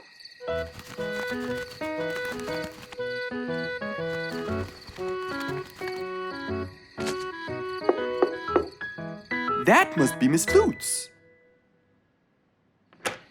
Hello, Miss Flutes. Come inside. Hello. Were you able to find a solution to my problem, Mr. Fox? Well, why don't you try this new invention? A new invention for me? That's right. I made it specially for you. That's wonderful. It's a grinding machine to help you grind wheat quickly. Brilliant. But how will it help me? This machine is used to increase the rate of grinding the wheat, which is used to make the bread. So you can use it to grind a whole kilogram in no more than 5 minutes. And with that, the amount of time needed will decrease, and you won't be too exhausted. I'm really grateful to you, Mr. Fox. I have no words to express my gratitude. Friends help each other, Miss Flutes.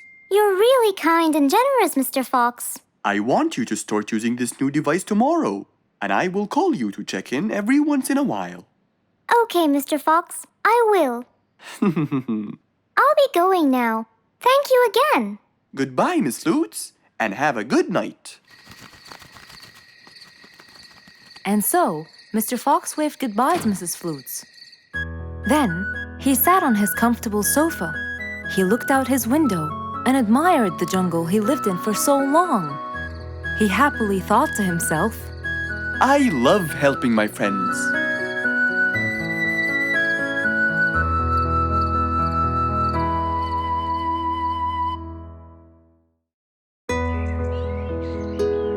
It was a bright sunny day.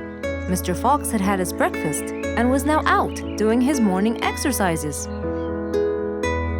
It was then when he saw Woody, who was passing by. Ah, Woody, how are you? Haven't seen you in a while. I really missed you. I'm fine, Mr. Fox. I really missed you. I hope you're doing great. Why does he look so sad? I hope nothing bad has happened. You look a bit down, Woody. Is everything all right? Are you okay? Oh, Mr. Fox, I really need your help with an urgent matter. Don't you worry, my friend. Big or small, every problem has a solution. I assure you, everything will be all right. Oh, I know, Mr. Fox. I can always count on you. Let's go inside. I'll get you something to drink, and then we can sit down and you can tell me all about your problem. Let's go. Woody followed Mr. Fox to his house. There, Mr. Fox prepared something special for Woody to help make him feel better.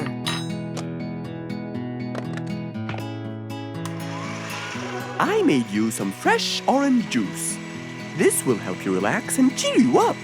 Oh, you're very generous. I love orange juice. Thank you.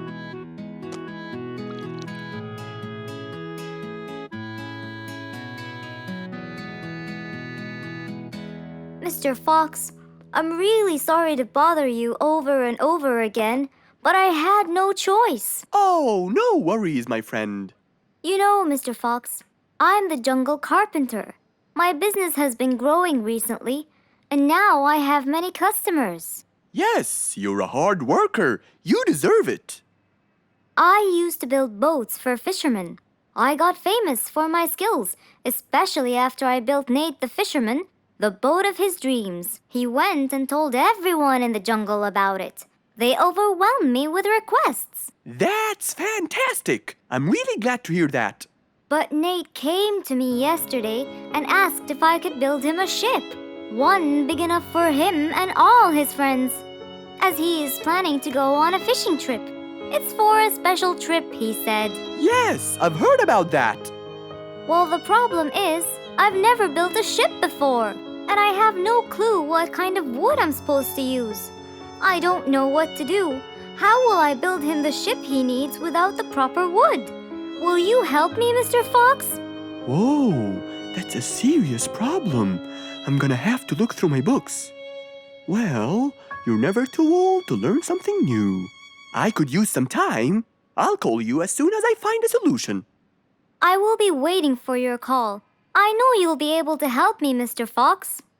After Woody left, Mr. Fox started his researches on shipbuilding.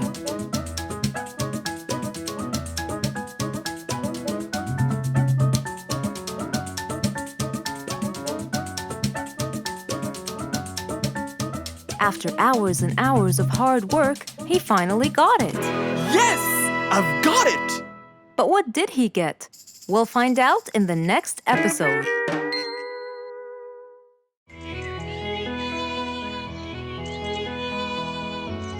It was a very fine day. In the beautiful month of May, Mr. Fox decided to go for a walk. So, without further delay, he was on his way.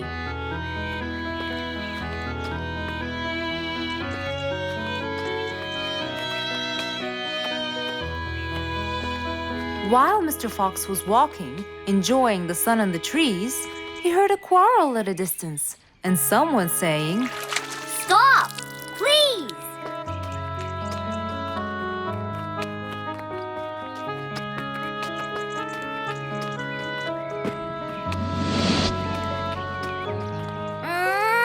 What? Can't a monkey enjoy a spring nap in peace? Nap somewhere else. I don't care. Excuse me? You splash somewhere else. You've got the whole ocean. That's more than enough room. What's going on here? I like it here, and I'm going to stay. You stink! Bingo? Bite me. Bubbles?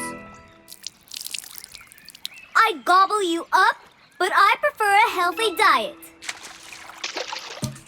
What's the matter with you two? I'm calm and happy. I'm just simply awesome.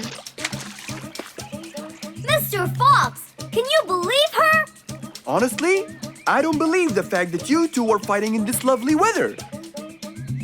You tell him, Mr. Fox. Such a gloomy monkey. All I want to do is take a nap. Such a gloomy monkey, such a gloomy monkey. Bubbles, stop that. What's your problem, Bingo? What can I say, Mr. Fox? I just wanted to nap on my hammock. But Bubbles kept splashing water all over me. And it's so irritating. As if it wasn't on purpose, Mr. Fox. I just wanted to enjoy spring my way. Can't I enjoy the weather however I please? Of course you can. But Mr. Fox! And you too should enjoy your spring nap as well, Bingo. Finally! That's right. Go enjoy your spring sleepiness some other place. Say what now? You know what? I've got the perfect solution to your problem. Really? Yes, and it's very simple. What is it, Mr. Fox? Wait here for a second. Don't splash water for a short while, okay? Fine.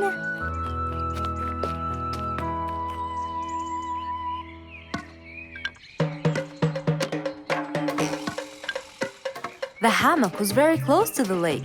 That's why Bingo got water all over him every time Bubbles splashed. But Mr. Fox wasn't gonna let them fight. He had the perfect solution for both their plights. What are you doing, Mr. Fox? Wait and see for yourself.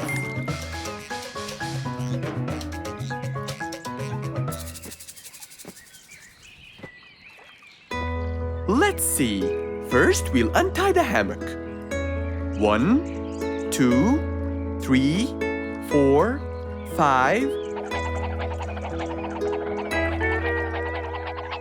Now, we'll go a few more steps up and tie the hammock again. Here's good. There you go. Try it now, Bingo.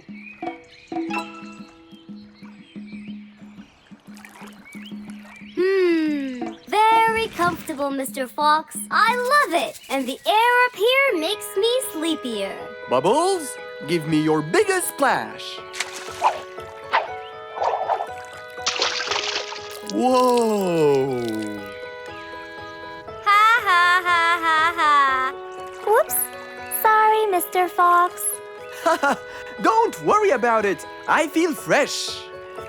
Mr. Fox's work was done. First there was trouble, now there was none.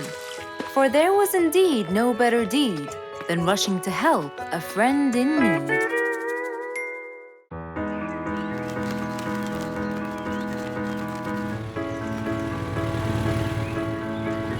One beautiful spring morning, though tired and sleepy, Mrs. Sharpie the post owl was on her way to Alfie's house to deliver a parcel.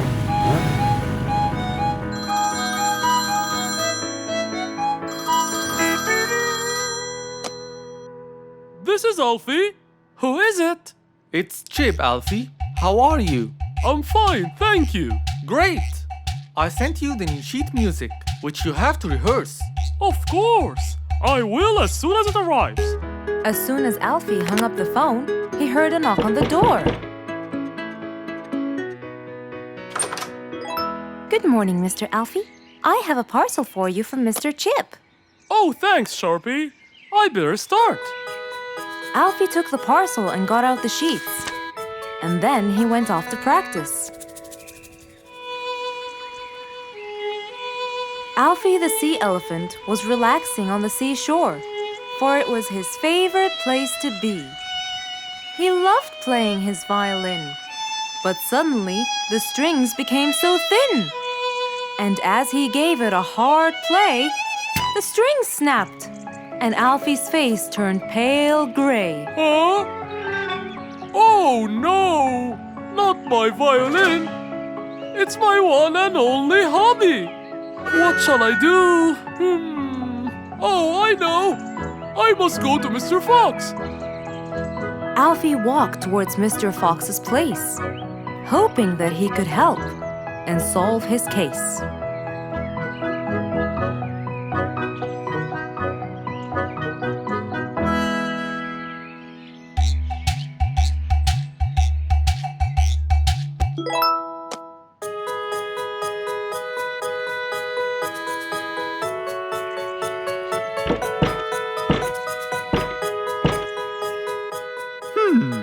wonder who?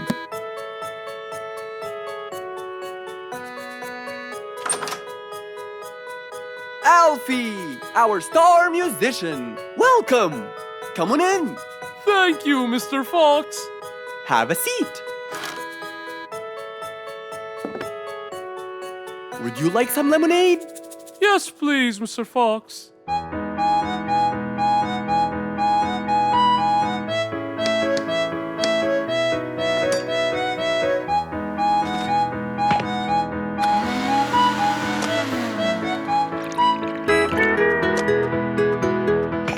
Mr. Fox came back with a glass of lemonade. He gave it to Alfie, then he noticed his violin. Oh, what happened to your violin?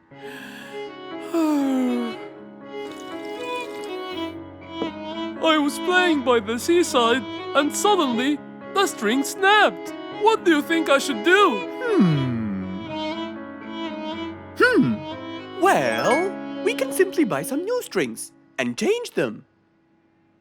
I already bought them, but I don't know how to change them. It's my first time. No problem. It's easy. Now let me teach you how to replace them. First, we remove the old string by twisting this till it's loose. Then, we pull the broken string out of its hole. After that, we twist the tuning peg on the other end and pull the other end of the string from its hole as well. See? Now the whole string is out. We insert the thin end of the new string into the hole of the tuning peg. Then, bend the string around the hole like that and fix its other end into the other hole.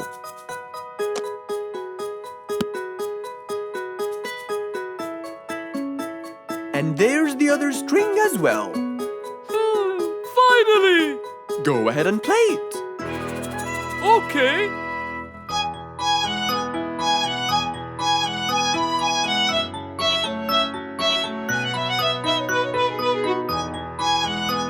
With his violin finally fixed, Alfie walked out the door.